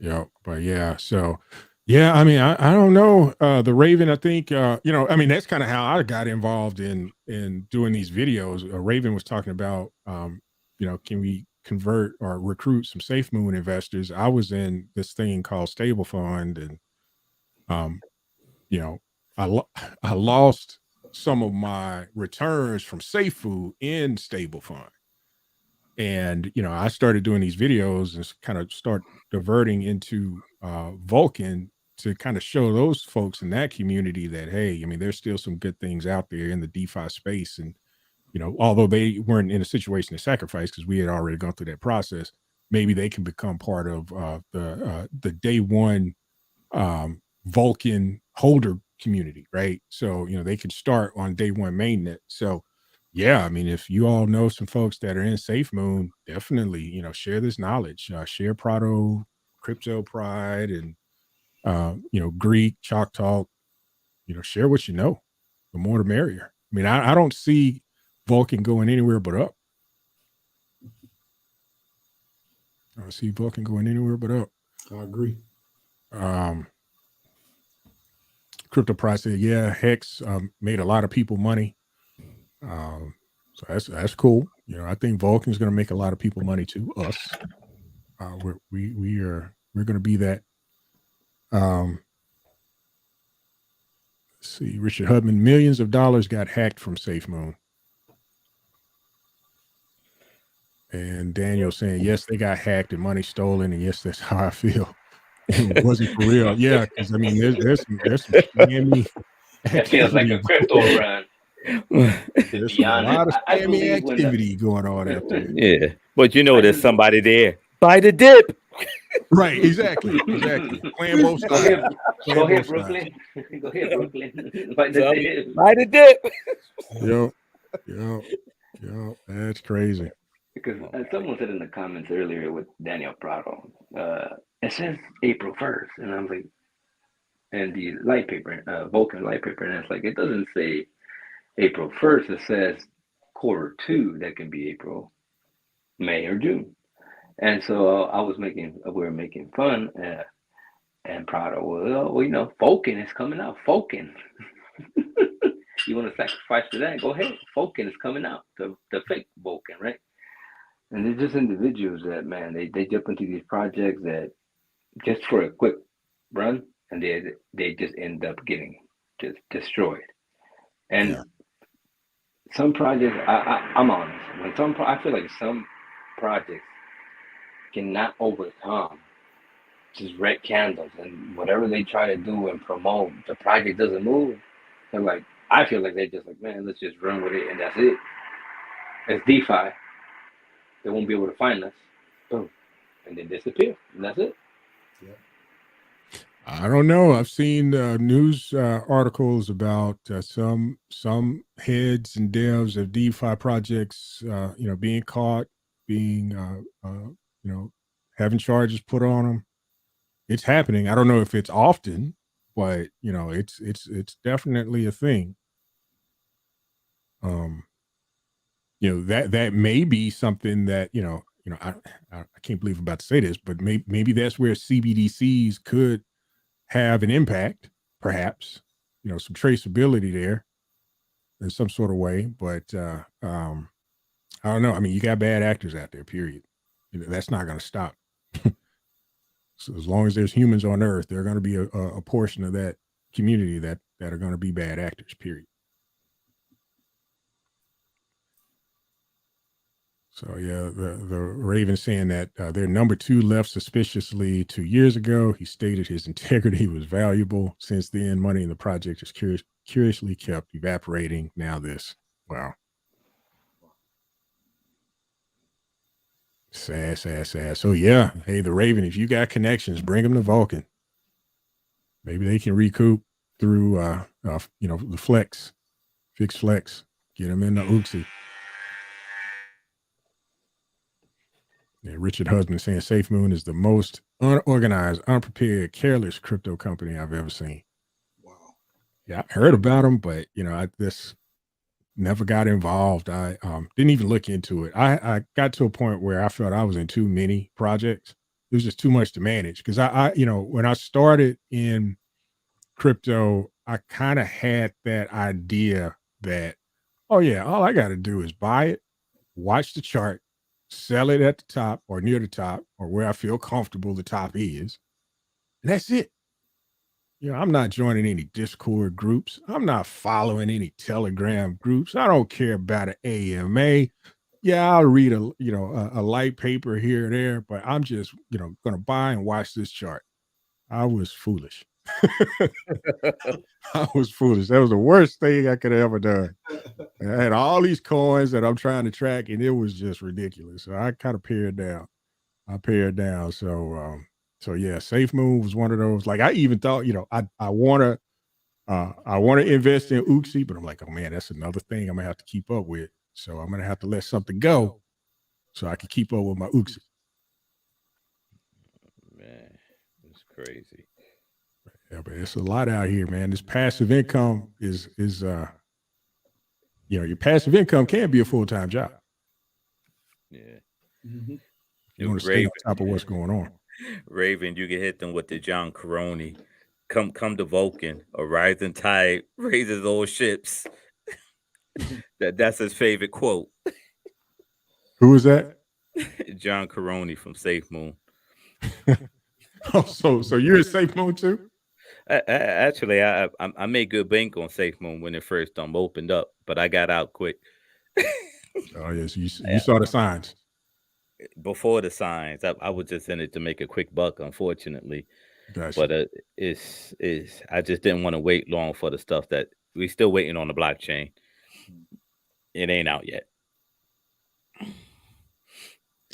Safe Moon is worse than child support. That's an indictment right there. Yeah. Blockchain Poodles, welcome, sir. Are you going to be on for another 30 minutes?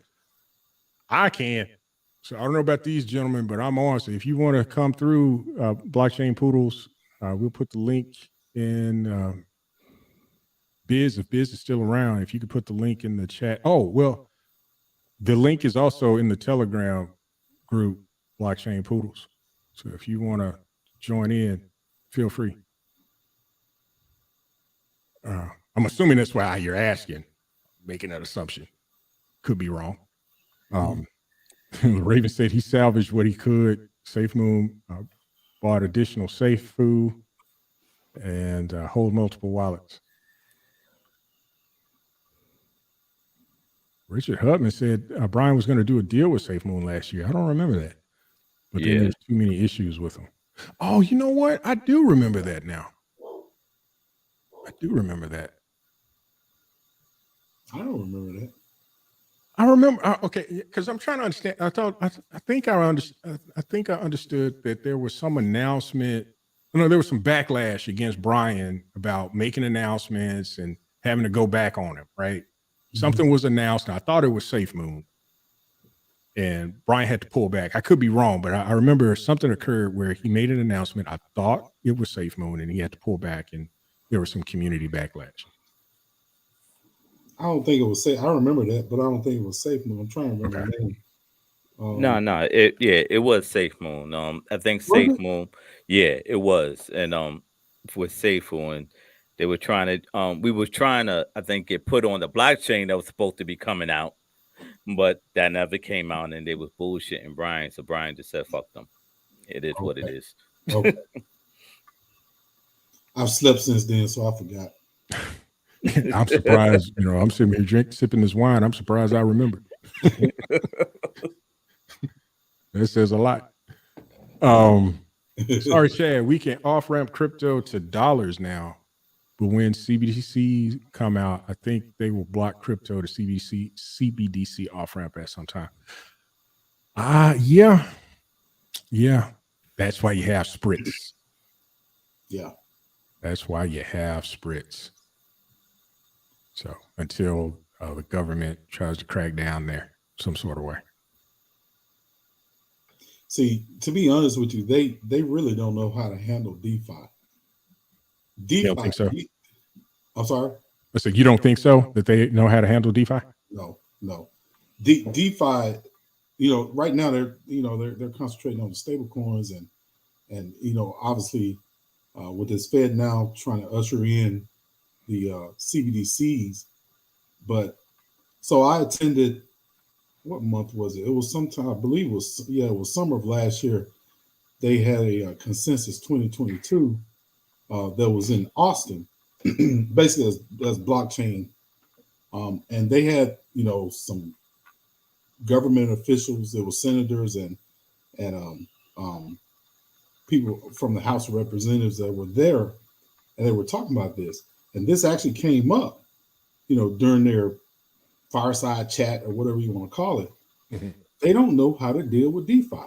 They absolutely said it. They don't know what to do about DeFi.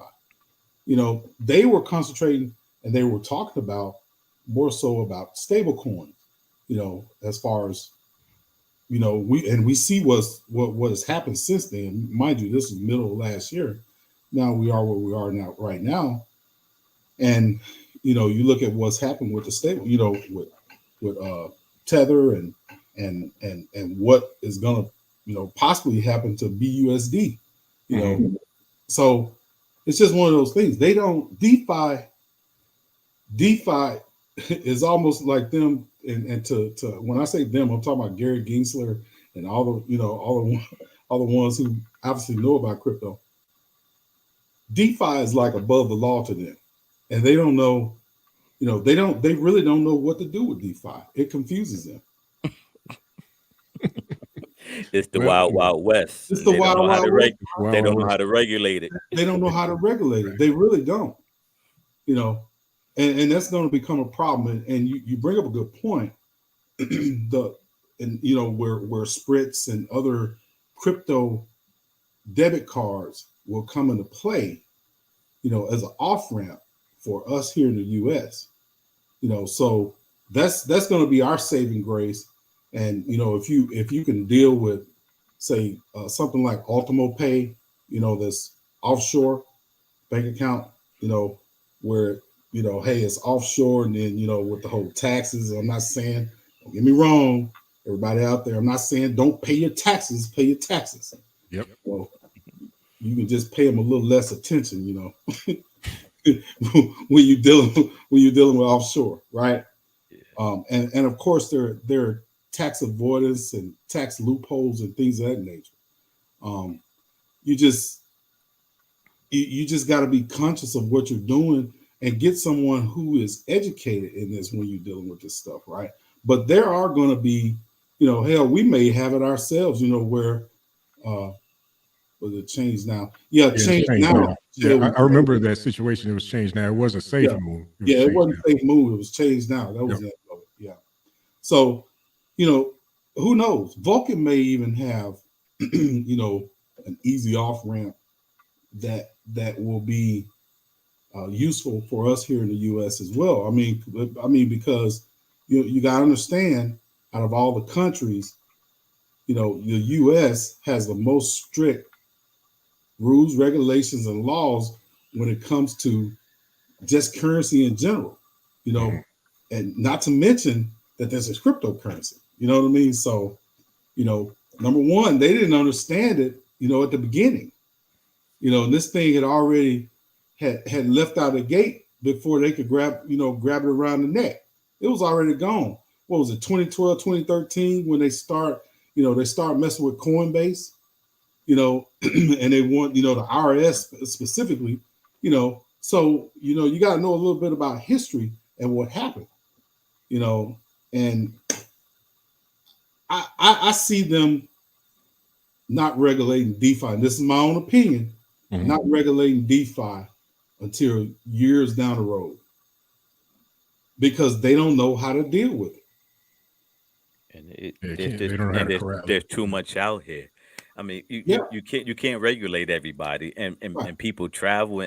I mean, what's stopping somebody just going out and say, you know what, I'm not coming back. You ain't taking my money. Yeah. What you're going to do? You're going to hold people hostage. You're going to say, and you ain't even got the keys. That's why don't never, man, brothers, sisters, man, get a ledger, man, get your own crypto, get your own wallet. Don't never leave your money on Coinbase and all these other damn exchanges. Not your keys, not your money, man.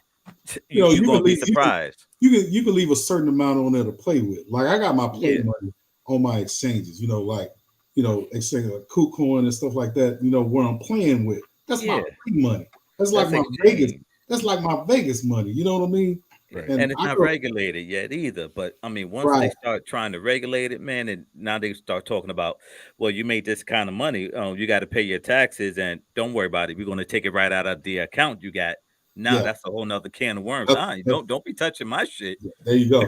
That's a whole nother story right there. Yeah, but Brooklyn, man, you said it best. I've got my SafePal. I got several ledgers. I keep them on deck. Keep them on deck. SafePal, Arculus, Elapal, everything, man. I got 3 ledgers, and man, I don't play, man. Yeah, I mean, I even got a Keystone up here. I haven't loaded it yet, but dude, I got Keystone too. So I take it very seriously. Oh, I'm sorry, it's Kiki. It's Kiki. I don't even use this yet. Yes, I take it very seriously. Yeah. Because you can too is asking, is it possible to use a stable that's not based on the dollar? Would it matter? Not that I know of, not to my knowledge. Yeah, that's the reason for the stable coin. It's a dollar. Yeah, it's supposed to be pegged to the dollar. It's pegged 1-to-1 to the dollar. You know, I don't. Not to my knowledge, there's not any coin that other than stable coins. The SEC treats cryptocurrency like an outlaw. When the outlaws are in politics, they will I guess you were saying they'll be like the mob, knocking off competitors. And that's exactly what Gary Gensler and his crew of mobs are doing right now. Yes, that's exactly what they're doing. Yes, it was. If Fowler did a video, man, and it was like a hit job. He just kind of explained kind of the goings on with these bank failures and how it all came about, and the government getting access to the SIN network. It's crazy. So when you have crypto companies that are asking for what the requirements are for the regulations, right, beforehand, and then they put some bullshit out, and that's literally what it is, bullshit. And then down the line, they change the game on them and shit. Well, that's not what you said before, But you're not compliant. Yeah, but I'm not compliant. It's a goddamn hit job, man. As far as what they do, I mean, it's just I can't stand Gary Gensler. Yeah, he looked like calls him Gary Capone. Gary Capone. No, I'm gonna tell you who he looked like. He looked like that dude from The Simpsons that worked at the factory. What was his name? Mr. Burns. Mr. Burns. Yeah, Mr. Burns. Hey, put that picture side by side, bro. He looked like Mr. Burns. That's messed up. Yeah, do a meme. Do a meme for that. So Rob S is saying the G7 summit is next month, and it's about tougher regulations on crypto, May 19th through the 21st. Oh yeah, they're trying to figure it all out. Yeah, trying to figure out how to drop the net on all of us. Mm-hmm. So yeah. And Charles, do your own research. Great content, gentlemen. Yep, appreciate it. Appreciate it. Triple Moon, she spilled sugar on her phone. She got a sweet phone.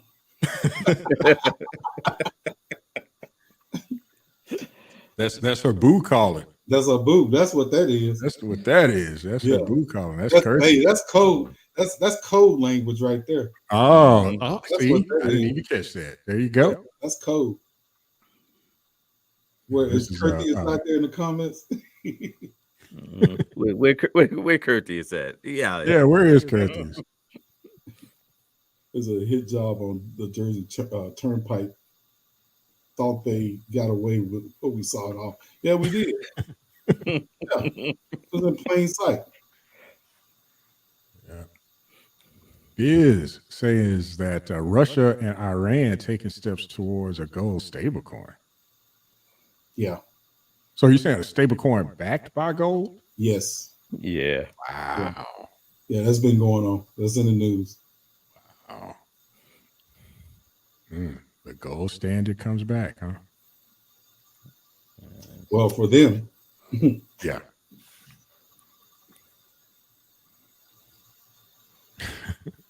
Slumdog Millionaire, Mr. Burns and Smithers. Yeah. The Raven says banks want crypto outlawed. Wall Street looking for a way in, and politicians trying to protect old money, which is losing value. What the fuck? Who are the real villains? I don't know, right? The Raven. I don't know. Hey, You know, it's that transition. You know, the transfer of wealth is about to happen here. So I don't want that to occur. So that one statement in there, Wall Street looking for a way in. Oh, they've been buying money. They've been buying crypto since I want to say about 2013, 2014. They've been buying, as far as Wall Street is concerned, they've been buying it. You know, when you start looking at the ETFs, the ETFs, and when dealing with that whole deal with the Chicago Mercantile Exchange and all that, you know, when you start looking at all that stuff as far as what they were doing, and that whole conversation there was supposed to be set up to go a lot faster. It didn't. And of course, the SEC, all the ABC agencies, they were trying to get in and catch this thing. Like I said, it had already left the station, man. They were trying to yoke this thing, you know, in mid stride, you know. Well, I wouldn't say mid stride. It was still at a crawl. You know, crypto as a whole is still at a crawl. You know, you know, we're still in the infancy stage. So when you run across, and I know I'm kind of segueing away from what I was talking about. When you meet people that say, "Hey, I wish I had got in. I'm too late." No, you're not too late. You know, all you need to do is start. You can start now. You know, it'll definitely pay off for you. Yeah, that's true. Prado. Yeah, I caught what you were saying, Slumdog. I got you. I had you covered. You had Smothers, but I knew you meant Smithers. Smithers, yeah. Prado saying decentralized stablecoin is what we all need. Yeah, I agree. I mean, that would be a game changer right there. So CBDCs, you don't need that anymore. So long as you got, you know, two willing parties willing to exchange that decentralized stablecoin. And it being back 100%, game over, bro. You accidentally, oh my gosh, you timed out, Charles. If you're listening, Charles, it was an accident. Triple Moon spilled sugar on her phone and somehow accidentally timed you out. Please come back. Oh dang, I'm losing subs now. She had sugar on the phone. She had Curtis on the phone. Yeah, well, she said Curtis is at work. Yeah, that's code, man. Yeah, hey, yeah, I understand. I understand. So Rob S is saying Saudi Arabia to start taking yuan for their oil. Goodbye, U.S. and dollar. Real consequences to that. Yeah, that's true. That's true. And we need Donald Richardson on to talk about that impact of the yuan, and you know, I'm pretty sure he knows about that with forex. So yeah, so Curtius is at work. Slumdog. I'm gonna let y'all read that. I'm gonna stay away from that one. Peg stable coins to Panani, problem solved. I'm gonna stay away from that. I love it. Stay away from that one. Slumdog trying to get some of us in trouble. Right. I got to mute out for a second. I got a phone call coming in. All right. No problem. At Biz, they got a few tax benefits. I'm gonna probably end up making a video about that in another day or two, because I got some other friends that travel there a lot too. And once I get more information, Biz, I'm definitely gonna just make a video on that, like tax benefits of moving to the Philippines. Oh wow. Yeah, I'd like to know about that too. It would be tough to get my family to move, but looking at some options. Definitely want to understand what our options are. Thanks for coming back, Charles. You were framed, and you are innocent. You were framed, and you are definitely innocent. So thank you for coming back. Oh, okay, Brooklyn, you're egging him on. He's like, it was never a problem. Never a problem. Oh my gosh. Okay. Oh man. Hey, that's a truth. Well, no. I take that back. It can't be a problem, Brooklyn. Yes. It can't be a problem. It can't be a problem. It could be very problematic. Yeah, I guess so. It can be very problematic. Yeah, CBDCs, aka not your money. Amen to that. Mm-hmm. Definitely not your money. And Charles, if you haven't heard, Triple Moon accidentally spilled sugar. That's code. She accidentally spilled sugar on her phone that led to you being put in timeout. So I think, in other words, I think she's blaming Curtheus. Yeah.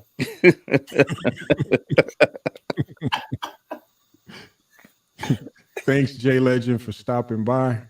Appreciate it. And Triple Moon is showing her love to Charles in an apology. It looks like the apology was accepted. Yeah. Triple Moon was making tea. So I think we're good. I think the family's back together again. So that's what's up. It's good. So I don't know if Poodles is going to come on or not. I'm going to hang out for a minute to let him come on. But here's I want to just go to an article real quick that I saw. I think it's still up here. An article that I saw here recently. Well, now my page isn't going to load, so I'm going to wait on that. Here we go.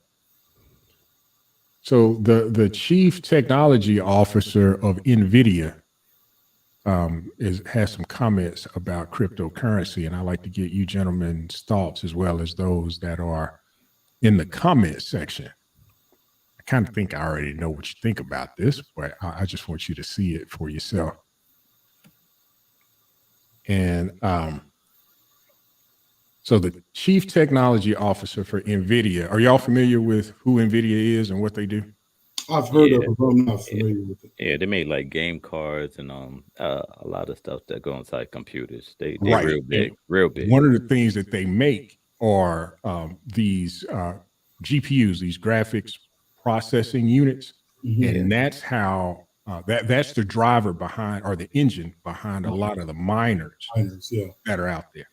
Oh yeah. So Nvidia's business has gone up as a relation to cryptocurrency. However, their CTO is saying cryptocurrency adds nothing useful to society. What the hell?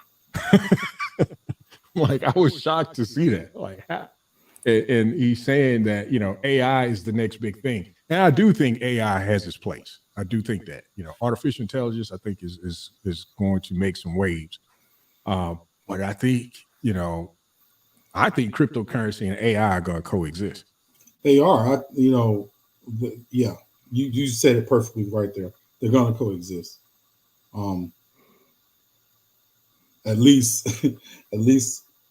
if AI starts to figure out how to get away from crypto, that's the only thing, or get away from blockchain.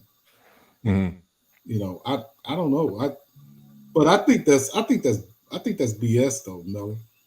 I mean, I do too. I mean, it's like, how can you say that? I mean, I don't know anything about Michael Kagan. I haven't researched him, but I'm just, I'm going to just look into who this guy is. Is he part of the old guard, or is there something else that he's trying to do here? Because sometimes these guys, they put, they'll say something bombastic like that just to get a reaction. Yeah, well, I was about to ask you, have you read this article? I haven't read it in its entirety. No, I just kind of scanned through it. This could be clickbait. It could be, just to get someone to read the article, or it could be one of those cases, don't listen to what they say, watch what they do. Right. So you never know until you start to dig in and look at it. Yeah, but that headline definitely caught my attention. Yeah. What? Yeah, definitely. How can you say that? Because a lot of their business, I don't have a percentage share that I could talk to with confidence, but I know a lot of guys that have miners that are that are running off of Nvidia's products. But the thing with them is they like the graphic cards that they have, they expensive. They real like I got 2 of them in my house, and not for mining, but I used to do a lot of gaming, but I don't really game no more. But they cost like the good ones. They could run you between like $800 and like $1,200, $1,300, man. Yeah. Seriously, just for one. And I think this is clickbait because a lot of people do buy them, but they got better ones. The AMD, the ratings, and they more cheaper, and you can farm. You can still farm or mine or whatever you want to call it. Other cryptocurrencies even better and faster with the new things that's coming out. Like their stuff is really towards gaming, but when they find out people were using it to mine stuff, people are just using it to mine. Not mine now. They're expensive. That's all I'm saying. But there's I mean, they're not better alternatives out. So now they're like, oh, this shit don't got nothing to do with crypto, but they still making money off of it. But people are leaning towards the AMD, the ratings, man. They faster. They got more processing speed and everything, man. You can mine anything with these rating cards, and they cost about half fraction of the cost, man. Yeah. That's just from what I know. Yeah. Crazy Diamond, and that's a good point, man. Crazy Diamond raised a comment here that Nvidia is a huge player in AI, and maybe that's the angle, right? So investors are looking at other opportunities to put their money, beyond, traditional investment vehicles. They're probably looking at crypto. We know they're looking at crypto. It's not probably, they are. Yeah. So maybe, the spin here is to get them to look into AI. And invest in AI. Like, I know Google just recently released Bard. I got an invite to try that out. So I've been, playing around with Bard here recently.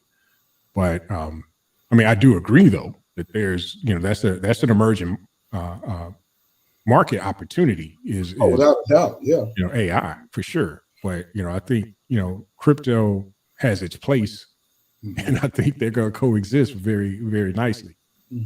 Yeah. Well, like you said too, they could just be saving face because everything that's going on in crypto right now, letting the government know, hey, we want that government contract with the AI thing that you got coming out. Nah, we don't fuck crypto. We're not Right. we want that government contract for a few $1 billion, and we could make this happen. Right. You might be right. You definitely might be right. You might be on to something. And Triple Moon said, yeah, who is he? And let's find out. He could be trying to derail shit. Yeah. Yep. You just put it out there. Triple Moon's like straight no chaser. He trying to fuck shit up. Straight no chaser. Right. So I got to get to Charles' comment, especially since he was put in timeout. So I got to respect Charles here.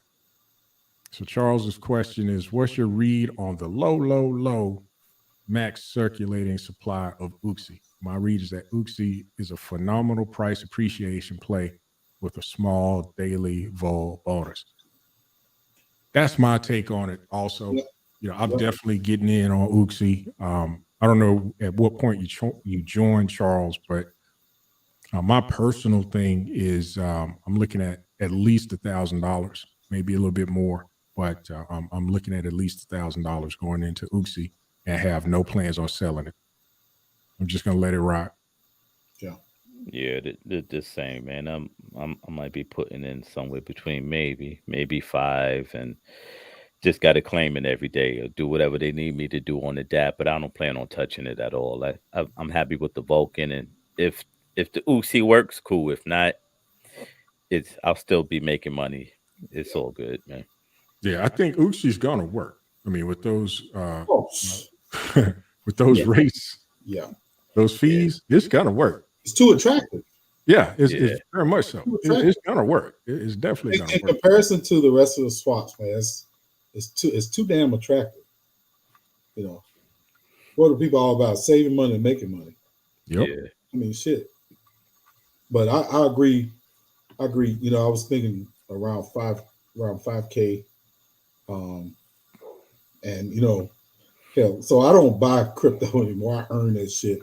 And what I mean by that, I use your other the interest you get from your other coins, and I rob Peter's ass to pay Paul. Yes. You know what I mean? So, yep. So that's all. I'm just flipping. So I I don't use any outside money as far as crypto is concerned. And Yep. that's with anything. Or I'll start, I'll just trade and do whatever. And I even put that in the category as far as my legacy Cold Storage wallet or whatever. I won't pull anything off of that. You know what I'm saying? Because I look at that as being outside money. You know what I mean? Or outside currency. I leave that, in cold storage. So that's my legacy stuff, But that's just me. But I was thinking about 5K. It'd be a good figure to start with also. So. See, I don't have it like Prelvis. No, hey, bro, I wasn't trying to put it like that. No, I know, man. I'm just teasing. I was just teasing. That's why I won't show wallets. I'll show. I got 2 wallets that I will show. But they low. You know what I mean? And a lot of times I won't even put numbers out there as far as what I'm holding and shit because people put their hand out like you owe them something. Yeah, like I'll never say exactly how much Vulcan I have. I won't even discuss it. Yeah, I have enough. Yeah. Oh, well, wait. I take it back. I don't have enough. Right there, there you go. I don't have enough. That's right. That's the answer to that. Yeah. What's going on, Commander 605? Thanks for joining us tonight. So yeah, I don't have enough. So I think I got to Charles's question. Yeah. And doggone, now I got lost in the doggone chats. Did I mess up? Okay, so let's see. Oh, the reason he doesn't like crypto is because it takes from people using AI to make money. His vote doesn't count. I bet you he has Bitcoin. I bet you he does, Rob. Yeah, right, he does. Yep. Daniel Prado, I think this was in response to Charles's question earlier. Pancake swap cake max supply is 750 million. Oopsy max supply is 12,500,000. So, less supply, more valuable. Yep. Simple as that. Less supply, more valuable. So yeah, I do think Oopsy is going to be hot. Yeah, if you guys didn't see Pride's video earlier today, it was actually really, really good. He did a excellent comparison between Oopsy swap and the rest of as far as the tokenomics is concerned with Oopsy, and the rest of the swaps, and it was great. It was spot on. I mean, you couldn't ask for better. So, and I think with a lot of people go and watch that video, they come away with a better understanding of how Oopsy is going to work in conjunction with Vulcan. Mm-hmm. So Triple Moon is asking, hope this is a good thing, Daniel. You think it's going to be gold? I think Daniel already answered that before. I think I can answer it for him. Yes, an affirmative. Affirmative. So yeah, I think man, Oopsy, I mean, all this is a game changer. Vulcan, game changer. Oopsy. Definitely, bro. Definitely. Bars, game changer. I got bars. Right. It's just crazy. Oh, you think you can rap? Let me hear what you got. Oh, fool. I'm talking about blockchain revenue. Right. I got bars in the bank and I didn't even have to say a word. Yeah, I'm talking about that's how cold we are in the game. What the hell are you talking about? That's how cold we are in the game. So what Prado is saying, circulating supply for cake, 182,357,709 cake right now. Oopsy would be no more than 6,500,000. Wow. That price is gonna shoot the fuck up. Yep. That shit is gonna go out the freaking roof. Thanks, Daniel, for that, man. For sure. Yes, sir. Compton, yeah, thanks for joining us, Compton. Compton is talking about bars and he's got his money on them. Compton's just making money left and right. Pulse chain, Hex. He's got his Vulcan on. So Compton may be buying the whole state of California here. So he better hook us up with some Jordans. Well, didn't he get Fowler and Greek hook him up with his connect? Oh yeah, I think I remember hearing that the other day on a live, man. He said he got the hookup. Yep, if I recall correctly. See, that's what this Vulcan community is all about, man. Yeah, I mean, this is a very, very strong community. I'm impressed. I mean, and it seems like, you know, people support each other here. I'm in other Telegram groups. You ask a question and people, you know, talk you down like, you know, you're the lowest of the low. Right. And you know, I don't see that here. Right. I don't see that here. So it's a great community. And it takes people like yourself, you know, Prelvis, you know, you, Brooklyn, Compton. Even though Compton gives Greek a hard time, I think it's all in love though. But it's kind of funny too. You know, they're talking about the chicken arms, right? Man, it's either Greek has chicken arms or, you know, Greek is making farting sounds.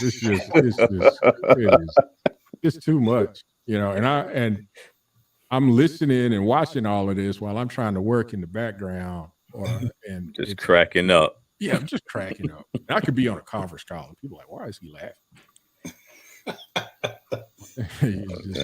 Compton is funny. So Miss Worldwide is asking Compton, you got Jordan Connects in New York?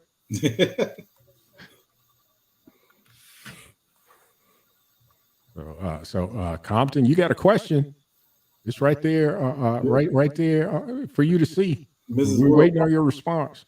She's trying to get the hookup. Yes, she is. Yeah. You know, you got to take care of Miss Worldwide. Yeah, definitely. There you go. There's your answer. Yes. Yes. There you go. There it is. There it is. See, I'm not a sneakerhead though. Yeah, I'm not either. I used to be back in the day, but yeah, I wasn't even back in the day. I mean, because hold on, hell, I went in the Navy at 17, so I've been wearing boots all my damn life. Appreciate your service. Me too, man. Yeah, appreciate that, man. Hell, came to Texas, and hell, you know, I just transitioned from them damn boondockers and you know, shoes out of the military into steel toes, you know, cowboy boots. And I guess, like, you know, I try and say I'm not a Texan, but hell, I'm a Texan. Yeah, you're a Texan, man. Yeah, because I wear cowboy hats and everything. So, and I'm a country boy, you know, no matter what. Yeah, I don't do that. That's probably once Vulcan goes live, I'll probably start sporting a cowboy hat. I do wear boots on occasion. Yeah, let me tell you something. Cowboy hat, it's up there in my closet. Cowboy hats, cigars, and a drink. I'm good. See, before you joined the show, we were talking about my business partner. He was on earlier.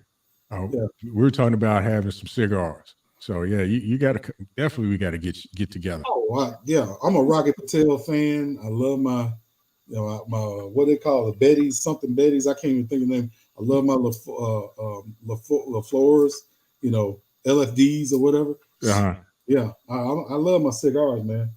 My dailies are Tatiana's Waking Dream. Nice. Yeah. Nice. Yeah, we definitely got to hook up for sure at some point. So Prado's saying we don't want Compton's Jordan's contacts with soles falling off the shoes. Yeah, I forgot about that story. Yeah, that's cold blooded. And what did Daniel say before he had the numbers in that one? Yes, he did. Said at 182,357,709 cakes circulating, it's $3.62. So that means if we had their same market cap with Oopsy token would be doggone $101. Bitch. That boy already did the math. Doggone. That is about 20x. Shoot. No, that's that's about 20x. Yeah, from $5. Yeah, about 20x. Okay, yeah, from $5. Yeah. Wow. So I don't feel too bad putting my $1,000 in. Hell no. I'll take my 20K. Mm-hmm. That's a good damn flip. Yep. Or I'll take my $1,000 out of it. Oh yeah. Take the principle, yeah. Let that 19 ride for a little bit. Mm-hmm. All right, brothers. I got to pull out, man. I got to take care of something. Yeah, no problem. I appreciate you, man. Brooklyn. And I'm probably going to all drop myself here because I was trying to wait on Poodles, but it doesn't look like he's going to show. So before you get out, Brooklyn, you got any last words, sir? No, thank you everybody for showing up tonight, man. We appreciate y'all.